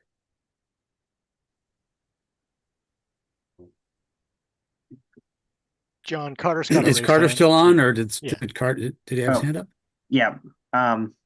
Yeah, I was just wondering because you're talking about keeping momentum, and I'm like wondering how are there portions of this that could be built as a trail and opened even to a much lesser quality than the final is intended to do, that would kind of get people to know about and start wanting improvements to it? There's no clear, so of course, even the alignment that's through the woods is privately owned. So we had to get permission in order to walk their alignment, which we were able to secure. So I think this section here Brian is- could reach out to the gentleman, but I don't know how keen he would be to just have people walking along the alignment and like making a trail. Fair enough. Right. The only portion that could be really usable right now is this existing it's an old road. It's the old rail bed, the trolley line. So it runs, you can see it if you're at the baseball fields, at the parking area, you can look it over and you see traffic going from DPW and from the two houses here out to Route 20. But this is walkable. It's actually, I walked it when my son was doing soccer at these places here. So I walked this area here and came back, but you can't go anywhere. I know that Westboro is doing different portions, different stretches. That's not really something we can do here because it to get anywhere, it really needs a bunch of work. Got it.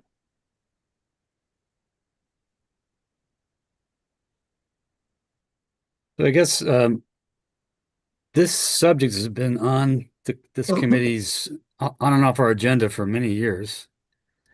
And I think something to keep in mind is part of our talking about supporting it is also part of supporting the whole regional initiative. You know, we have a pretty small part, but we'd be a roadblock if we, you know, didn't even want to talk about it. So there seems nothing but a benefit in continuing the effort until we get to the point of funding, as Jacob has mentioned, and we don't have to solve that tonight. But could the committee express consensus of support to keep the effort going? Or what would members have to say? Absolutely. I think we got four thumbs up plus Yeah. you, John. Did we really? Yes. Wow. Move it All along. Double All dipping here. Fascinating. So it sounds like you have our the five people here anyway, you have our support, and I don't know if we need to write something, but we're not scheduled to meet again for 2 months. So if you can wait till the end of January to put a letter up so that we can talk about it for a couple more hours. Well, how about Otherwise, with your support, I can, of course, I'm not ready with a letter now. Thank you. Maybe what I can do is you can vote to support the letter and then I can send you a draft. You guys can wordsmith it and send it back to me for my application, which I believe will be due maybe February 1st. Or even, you said your next meeting is January something or other? 24th, I think. Okay, so that would give me a week turnaround if you guys could approve that at your next meeting. Mr. Chair, I mean, if Lori wants a vote to support her preparing a letter for us to vote on next time, I'd be happy to so move if you think that's necessary. so moved. Second. Second was by whom? Oh, so if I so moved it, someone else, I guess, second it. Second. Second from Carter.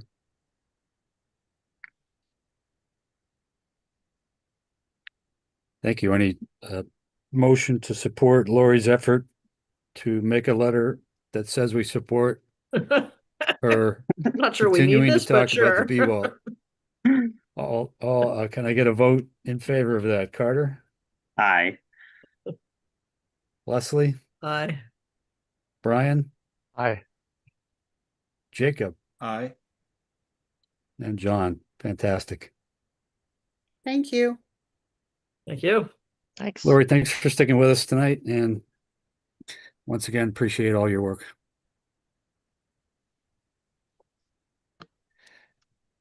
All right. It is almost the hour of 9. We really had one more major item to discuss. Letters, I think, drafted by SVT.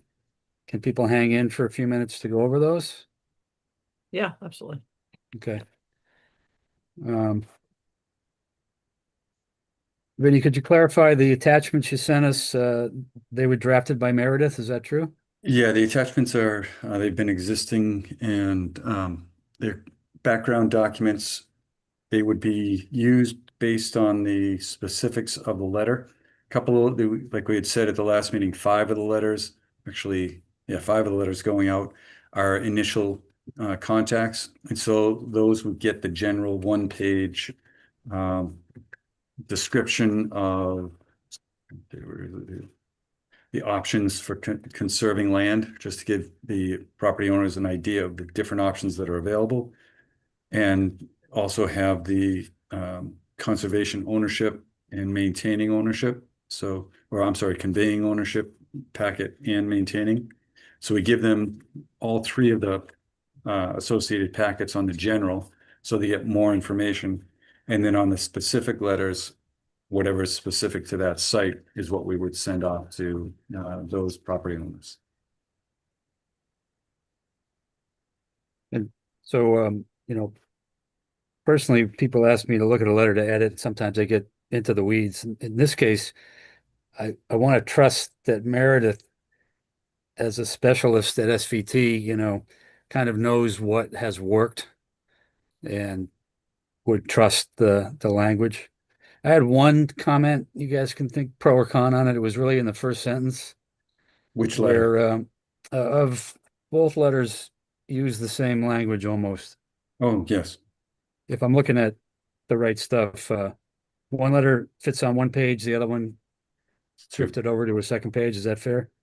And in both the first paragraph, paraphrasing, for the purpose of exploring your interest in protecting your property. And I wonder about the word protecting. That can mean a lot of things, but could that be better stated as conserving your property? Because it's more consistent with what the letter says later. And then the second point on that same sentence was she's got property address highlighted in yellow that would be filled in. And I felt like that was a little impersonal since the address is right at the top of the letter and the person who's opening it knows where they live. So I didn't think that that was necessary. Anyone else think that makes any difference or not? Feel free to chime in. Mr. Chair. Oh, Yes, sir, Jacob. I totally agree with your first point. I like conserving just because it's a more specific kind of protecting, which is what we're trying to do here. For the property address, maybe they own multiple properties and maybe it helps to have it there a second time so that they know. That's a good point. That's probably the purpose of it, huh? Don't know, but I like that as a reason. Yeah, I actually like it repeated because it actually makes it look less like a form letter. It's like someone's actually paying attention to the actual address. Well, there are a few that Appreciate that. we're sending it to the landowner's address, which is different than the property address. Even Yeah, better. Gives I a get that now. place to distinguish. It's great that I have you people to correct me. Can I Good just point. ask one question? I like the balance of the letter. I think that's a good suggestion on the protecting versus conserving. Just a question so I understand it. Because it refers to the financial goals in the second sentence, in the second paragraph, and then the final paragraph refers to supporting your financial needs. I understand there are obviously financial benefits, and I just want to make sure I have my brain around all of them. So I know the chapter land have tax benefits and things, and so those are financial benefits. Clearly, if there was a situation where it resulted in a purchase by either the town or some other entity of the land, that's financial. Outside of those 2 scenarios where someone's purchasing their land or purchasing a restriction on the land or the chapter funding, are there other things that we're talking about here that I'm totally missing? Because I feel like that's a big thing, a miss on my part if I'm missing something else. Or are those the main ones? When it says that your financial Yes. goals, financial needs. Yeah, the only one that I would add there is the legacy planning aspect. Okay. So when they do that. Right. Okay. And there's a lot to each one of them, like the chapter land, the legacy planning, and well, the buy you get the money. That's a cashing out, but there are different ways to cash out. You can either do it as a fee sale or conservation restriction, that kind of thing. So each of those different ideas has multiple options. Okay. I think I understand. Yeah, I'm good with all the rest of this. The only thing I would like, and I'm fine with all that, that's good for the letter. When we're talking about the specific properties, I have those highlighted on the landowner spreadsheet, landowner outreach spreadsheet. We don't need to go through it tonight, but if you could contact me if you have some connection, whether you email how the connection is, what kind of specifics you might have with relative to that property. Because on that last sentence of the 2-page letter, it talks about the property and trying to make it a personal letter. If maybe, I know, Leslie, you've been active talking to property owners, maybe put something in there that we spoke with you in 2017, or John talked to the property owner a couple of months ago about something.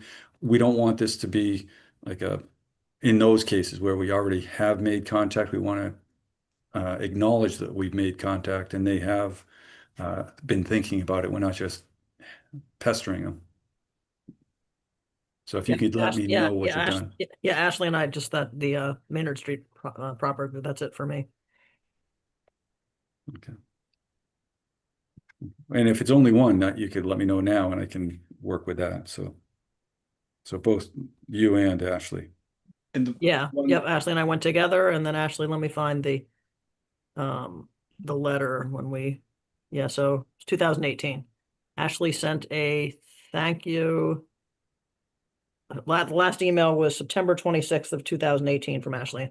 I'll forward this to you. Yeah, I that's what I was going to say. Excellent. Thank you. Yeah, sure. Just so I make sure I'm on the right page. The ones we're talking about for this round are the ones with the blue. First column, blue. Yes.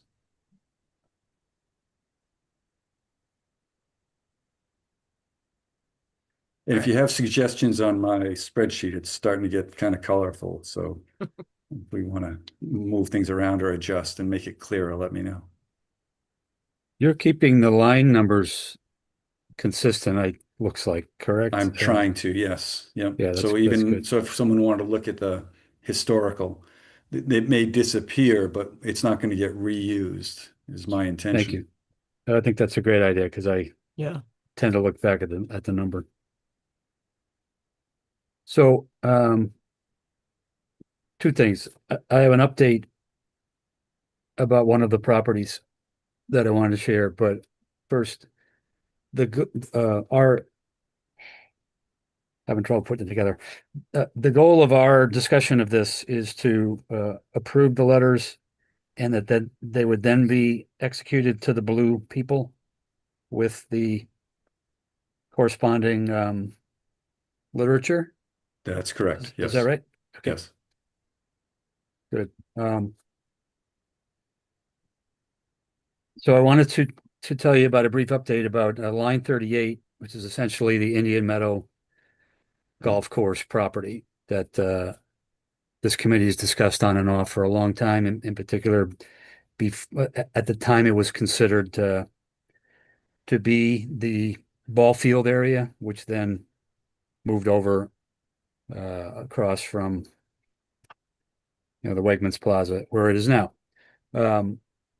As I think I've told the committee, I've had a couple of conversations in the past with a representative of the owner of the property, and I was able to reach him by phone again today, which is interesting that he picked up. He's a very friendly, conversational guy, and he's always been supportive of my call and has consistently said that their interest was in keeping the golf course, that they like having it, they like it being part of their portfolio.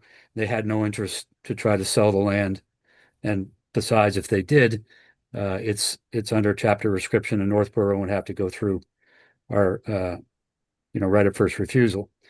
But the issues come up recently because their organization has been published in the media as being interested in acquiring the Regal Cinemas in Westborough. And there was a comment made in a press release that if that was the case, they would move their house of worship, so to speak, and their assembly area into that property. And that would in turn agree to sell the existing property to a for-profit entity. This appears to be an agreement with the town of Westborough, as they have tried to reach agreement on them acquiring the property. So the fact is, they do not have that agreement. They do not have a closure. It is forthcoming, he believes, within the next month or two, but it hasn't happened. So you wanted to make that clear. If it were to happen, he confirmed they would be marketing the current property for sale, which is, I think on the Westboro side, it's called 275 Turnpike Road. And the building is on the Westboro side, and most of the land of the golf course is on the Northboro side. He left me with the fact that they would be communicative and supportive of anything that the town of Northboro wanted to do to preserve the property.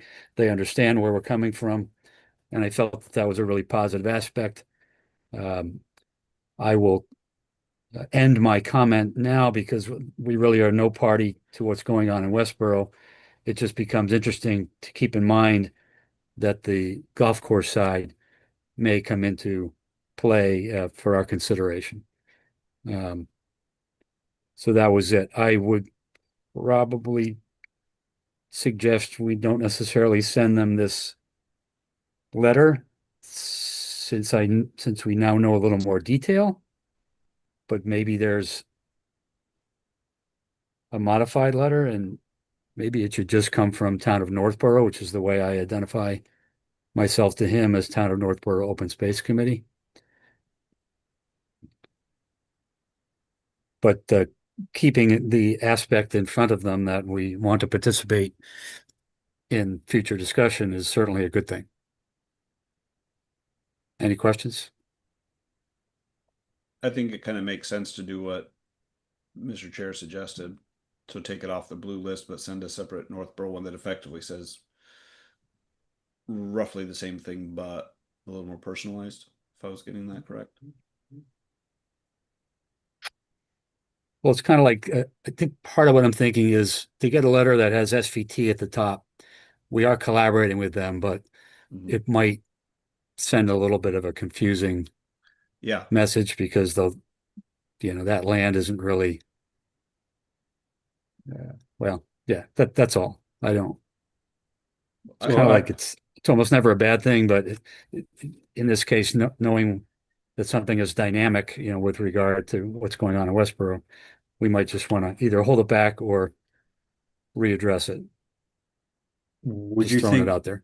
Would you consider I can draft a letter for your signature personally as the chair with just the open space committee and basically say what's in the kind of the general letter that we have, that one pager, and just you can put in whatever personal note that it was good to speak with you on whatever day.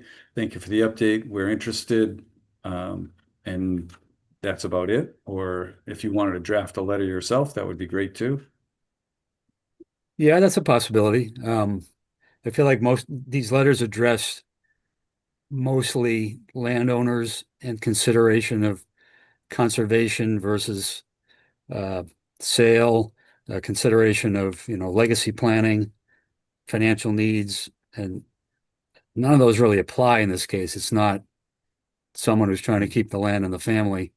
They pretty clearly are acknowledging they may have to move on from the entire property, because if they sell the building, and I don't remember how Northboro would address it.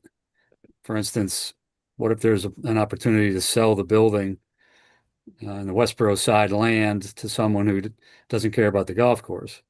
The current owner did express if there's someone that could maintain the golf course property, keep the current use, or at least keep it within the context of open space and recreation, he knows that would be easier for Northboro to go with, but he doesn't have any idea if it's even going to come to pass yet. Yes, Jake. Quick horror story from Arizona, right? Moved it from over there to up here. We had a situation where there was a big development. Part of the development originally was build this golf course. They built the golf course, and then it got to the point of like, all right, who's going to pay to maintain the golf course? And the original developer was a picture. Long story short is like, don't assume it's a foregone conclusion that someone will always be maintaining the golf course. They are expensive. No. And so And when they are not maintained, they turn into a mess. So not saying that that would happen here, but it's like when that happened in this case in Arizona, I was just like, how does someone just abandon a golf course? Apparently people do. So Well, it happens all the time, and they become houses right. and other things. And it certainly has always been the concern here. The benefit of maintaining that land in some undeveloped state. There's a lot of benefits to maintaining that land in an undeveloped state. We are the Open Space Committee, so we support those things. Many abutters came forward at the time, and we know that's a very large neighborhood with a long history in town. And, the golf course property kind of provides a buffer from what is a very busy Route 9 and so on and so forth. So something to keep on the radar. I would think we should address. It could be, like you say, a note of acknowledgement that I spoke with them. Speak on behalf of the Open Space Committee, put it out there. That way, it could be in front of more than one person, even though I'm confident the person I'm speaking to is some kind of principal in the property, but I don't really know if that's the case for all time.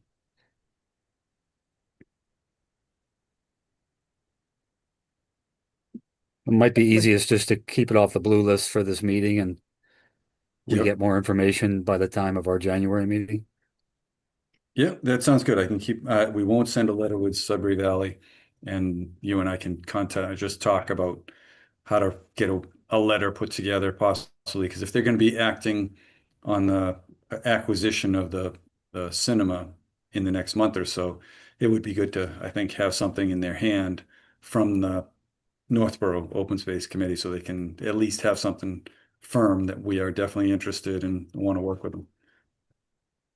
Yeah, and I think this situation is really the essence of what this committee is here for, is to raise the flag to the town that, there's either an opportunity or there's a change in state that we might want to get involved in. We don't have to decide what would happen or how we would afford it, but our goal as a committee is to pursue these things. So I was really glad to have his feedback, and, as compared to many of the other initiatives that we try, you can't just call up and get somebody to tell you what's going on. So I was pretty impressed that he picked up. He has the right intent, but as Jacob pointed out, doesn't mean somebody can't come in and develop a golf course. Or just let it go. I mean, weeds are the first thing that come and not the last. So Right. And, I can imagine, I should say, I can only imagine if we were to propose Northborough take over a golf course, right? Probably not good timing for that. yeah, we had talked. They're tough. Back in the day, we had talked about restoring it, having it return to nature, and Dan Clark had some pretty interesting ideas and educated ideas on how to do that in a True. sort of controlled fashion to return it. Oh yeah, True. and I'm sorry, I didn't mean to suggest like turning it back to nature is a bad thing. I'm just saying, like, whatever it's done, it should be done with a plan ahead of time, and Yeah, not just yeah. turning back to nature. Also, here's a little different story than turning a developed lot back into dry, dead everything in Arizona where you have no water. So it's a little more water around here. Sometimes. Yeah. So is everybody good with the general plan of we've raised the radar, and let's think about another form of communication, and then maybe we'll have good actionable news in January. Sound okay? They're not on the blue list, but I have updates on 15 and 16 if interested. Sure. Yeah, those are moving forward in a commercial fashion. The house is going on the market, and they're looking at developing the land. What were those no. numbers again? 15 and 16. 15 and 16. I'm pretty sure I know which ones they are. Yeah. Yeah. Yep. I mean, they feel responsibility because there are multiple generations and multiple siblings. They feel that the responsibility is to maximize the financial benefits to the existing generation and then the following generation. So Why wouldn't they be the perfect candidates to get the information that, SVT proposes is it possible that it puts just a bit of pause in their thought process? They've been approached so many times between historic and us that and I don't think so. I mean, I'm not saying don't do it. I just think, Well, with due respect, it's been a few years since we technically approached them, right? not historic though. I mean, Ashley had been in touch with them Right, and I've been in touch with them. and you were too, So, right, Vinny? Yeah. Yes. Yes, I'm watching them just to see what's going on. There's still some discussion about potentially an acquisition and protecting a portion of the properties. So I think it's definitely on our radar. It's not getting a letter. I don't know that it would warrant a letter from Sudbury Valley trustees, but it's definitely something that I'm monitoring. Okay, great. Thank you.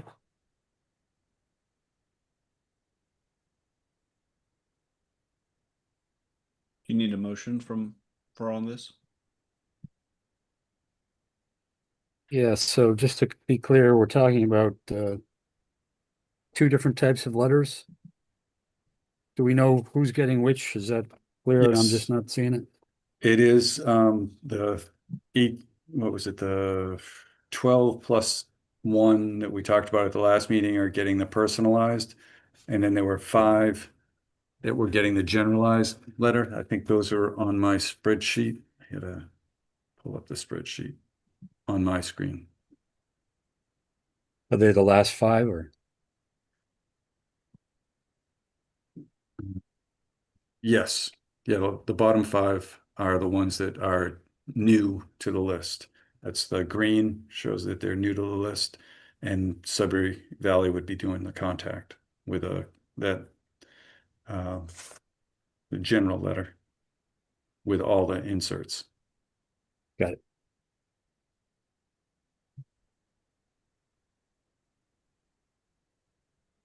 But I think what we're looking for is just that the committee supports that this occur in the next month or before the next meeting. So moved. Very good. Any more questions or discussion by any member, and otherwise, anyone want to try a motion? Mr. Chair, I move that our committee vote to support the joint letter writing with SVT as proposed by Vin, as discussed, minus the one property that the chair mentioned earlier. Second. Motion by Jacob, second by Leslie. Thank you. Any further discussion? Hearing none, I'll call a roll call vote. Carter, Aye. Leslie, Aye. Brian, Aye. Jacob, Aye. and John is an aye. All right, thank you very much on that. And so, any other new information or business to come before this committee tonight? I have a little bit of an update. So me and Lori, this the past, but like last week, and I think we have a draft of a revised open space residential design bylaw as of today. I'm not sure if she can send that to you all or if you want to see it. The bulk of the changes are so we are what's currently allowed in residential A and B districts. So that's all the kind of northern part of the town. We're extending it to be allowed in residential C and the downtown neighborhood district. So residential C is like most of the town, and the downtown neighborhood would basically be like the Harvey property and another property on Hudson Street that this would apply to.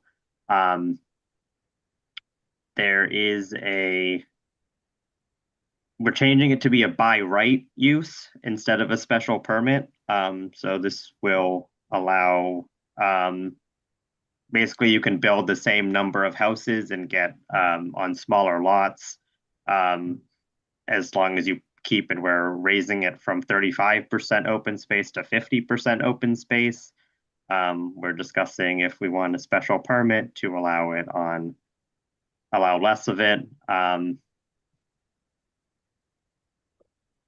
Yeah, I'm not sure if we can probably send that out at some point, or if you have any questions or suggestions as we kind of work it out. We'll probably be talking about it at the next few planning board meetings. Carter, do you propose this would be on the regular April town meeting? Yeah, this would be for April. So can we put it on our agenda for January? Mhm. You can give us you'll have you'll have more definition then, right? Yep, we should probably, we'll probably have had a few meetings with the planning board that we've talked about it and get some sense of their opinions on it. So yeah, we can talk about this in January. And just, I don't know if another kind of just question, because I've been looking at this bylaw, the one we currently have and the one that we've been working on. And, I'm not sure if the open space committee would want to be aware of this bylaw as another option for some of those properties that we were talking about, if they are going to be developed, to recognize that this is and will be changing, to expand it as an option that allows part of the property to be developed, but also part of it to be conserved. If that's something that this committee would also be interested in trying to encourage people to do instead of developing the whole of these properties.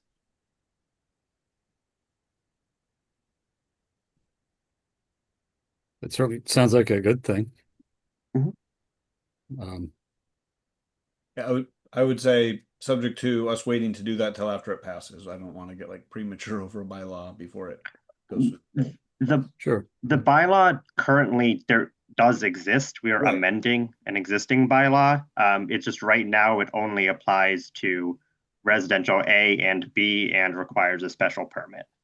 So maybe for the ones that we're writing to that are already in those zones, maybe there's a thought to highlight that, because some of the restrictions you can put on it are similar to the chapter restrictions. In fact, I think chapter restrictions qualify you for towards your 35% that are currently in there.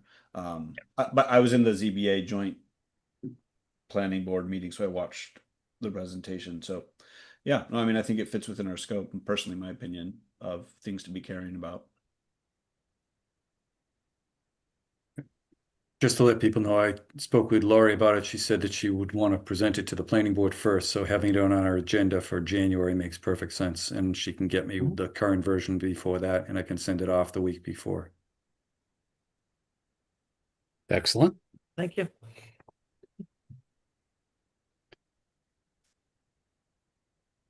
Okay. The only other news, if I can add one more, the Aqueduct Bridge project over the Assabet River. They're moving forward. We had a meeting with the Trails Committee with the consultant, Stantec, and I think it was a pretty positive meeting. They've done some assessment of the structural condition of the bridge, and it is capable of carrying a trail across the top, but not pavement and vehicular traffic across, or significant vehicular traffic. But that just gives us our limits of where we can have a paved aqueduct trail. It can't go over the bridge, but there's no restrictions on pavement in the other areas other than MWRA doesn't allow it. But physically, it can occur on other portions of the aqueduct. So that's what we have to look into some more in the future. But what we've looked at right now is that it's not allowed over the Assabet River, but they're moving forward. I'm sorry, will that impact the ADA compliance aspect, or? The options are you can either do pavement or you can do like a stone dust, dense grade stone dust pathway. So as long as it's passable, there are certain standards. And as a trail, it's different than standards in a house, whatever it's the architectural board requirements. Okay, thank you. Is there something other big that I missed, Brian? No, not at all. I just actually wanted to make sure we touched on that for this committee to make sure we all had visibility. So thank you. I mean, to me, stone dust sounds like a better option for a trail anyway. It's less expensive and it's. That's what Trails Committee concluded. I like being able to ride a road bike on it. You can't ride a road bike on stone dust, but I totally That's why get they it. make gravel bikes, Jacob. Happy to outfit you with one. You're right. I can't disagree, and I'm the guy who's always worried about cost. So you can't be like, well, Jacob. Happy to work with you on that. This is my specialty. Vinny, by the way, long term, to make everything passable and connect, even by foot to the Aqueduct Trail, wasn't there a provision that some utilities or utility poles needed to be relocated, or has that been gotten around somehow? No, there's the utility aspect is definitely part of the project that they're working on, that Stantec is working on, because that's there was discussions with the National Grid, that is the electrical supplier in town, and they have a pole that needs to be raised up just so we meet some height spacing requirements coming right off that transformer station. So there definitely are issues, and they're being addressed with that evaluation. They were talking at one point about actually submerging things under the river. Is that? I think that one came in at $2 million. Okay, So that's I what don't expect that one to happen, but they did some cost estimates, and they narrowed the options down.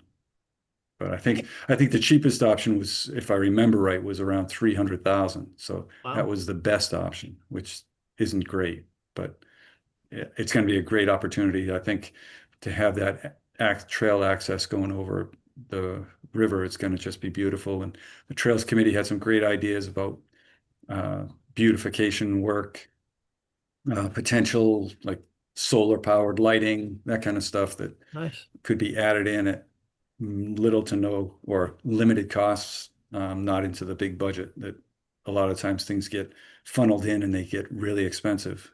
The Trails Committee is great about making good use of funds. So I think it's big bang for the buck there. That's great. I always thought the power lines could be great for zip lining too. Zip in a big way, yeah. Yeah. Be the death wish, right? Zip zap. Okay, any other new items from anybody? Quick public service announcement. Okay, Jacob. It was mentioned earlier today, speaking of nice open spaces we have here, we did vote to close Blake Street on the 6th for the 2025 annual tree lighting in honor of Neil Ellsworth. There will be food, pizza, cocoa donated from lots of folks. I won't go through it all. Choirs, 5th grade choirs singing. It's going to be lots of fun. That's a week from this Saturday.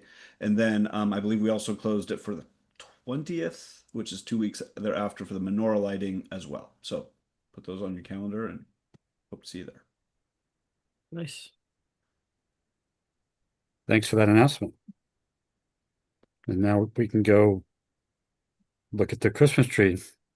Everyone can have their own opinion on its putting the lights on its life. Yeah, I think I saw the truck. The lights are probably already up there, ready to turn on. So, I have a quick question about why you would take a tree. I mean, it always seems risky to move a tree to begin with, especially an incredibly mature tree like that. Why are they moving it to the town common? Oh, you are talking to above my pay grade. I have no idea. I just know what I'm told, which is not moving. It's replanting. I think they're putting a new tree. one, is my understanding, but don't quote me on that. Susie was talking about moving the tree. Moving the location of the Ellsworth tree, but it'll physically be a new tree. Different. Okay, I'm like, you're gonna dig up that. Okay, that makes a lot more sense. Discussion about where in the commons, and got it. I don't think there's been any agreement or things like that, but my understanding is it's not relocating the same specimen. Okay, that makes a lot more sense. But again, don't even quote me on that. No, but I've seen Vinny's. That part is yes.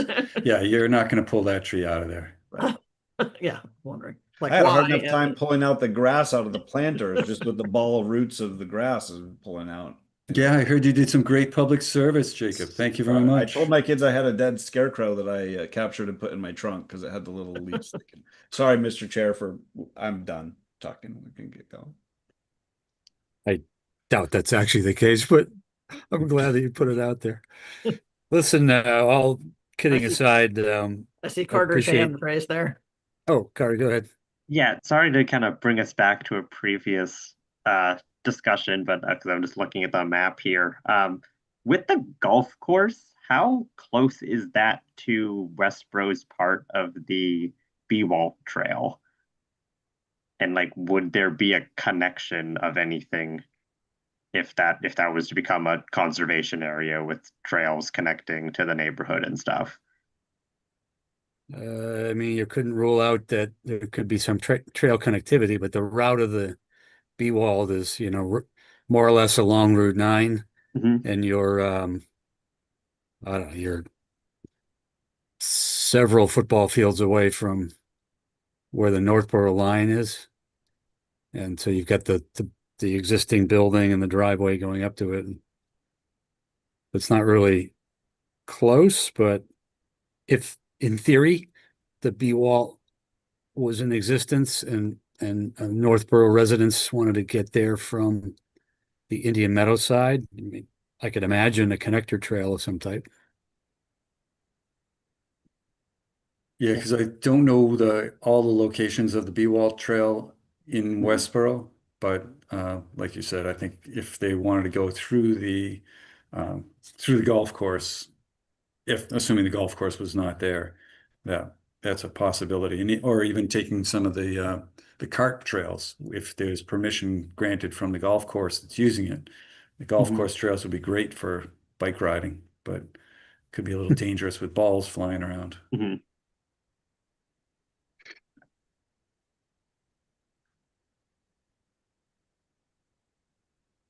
Another quick unrelated question, but someone mentioned town meeting. Is there going to be a special town meeting, or is that? I know there was one scheduled, and then yeah, Jacob, are they going to do one for White Cliffs or not? We don't know. I don't know is the answer. Okay, all right. And I don't know anymore. There's no secret insider track of information on this. The insider track of information is we're waiting for the counterparty to let us know the results of some additional diligence that they're doing. So we're not rushing them. I would say we're not rushing them. We're letting them do the diligence they feel like they need to do. And once they have my belief, I mean, there's an offer on the table that's, tentatively out there as what would go forward with, but it's sort of pending their diligence right now. And more info than that, it's once they get back, then we would look at the calendar, because obviously there's a lot that has to happen. All right, and then we're getting closer to April. Yeah, and then we're getting closer to our normal town meeting. So I don't know. It's a great Okay. question. We're asking that all the time as well. But Okay, thanks. you'll probably see the update in a open select board meeting once we find out something. So Great, thanks. Well, anyway, just finishing what I brought up before, I appreciate everybody hanging in, and I appreciate the spirited discussion. It's okay to disagree, but it's great that we can come together on common items, so I feel good about the meeting. After that, I could entertain a motion to adjourn. so Did we move. pick a date for the next one? I'm sorry, yeah, I should have brought it clear. The agenda states next meeting, January 26th, Gotcha. and that is what I propose. It is I got the wrong calendar in front of me. Fourth Monday. Yep. Fourth Monday, January, right? Yeah. Yep. Do you want to And I know Jacob, it doesn't always allow you to attend, but I appreciate that you have attended when you can. Yeah, We don't. I would say set it for that date, and I'll do my best. Yeah, If I can't, good. hopefully we can get a quorum, but I should tentatively be able to make it. We It usually seems like do it's- first yeah. and third select board, usually until we change it, which we seem to do a lot of lately, but first and third is usually what we do. Right. And we've had a hard time agreeing on any other night with this committee that didn't conflict with other committees that people are on, so we'll stay on that track as long as we can, right?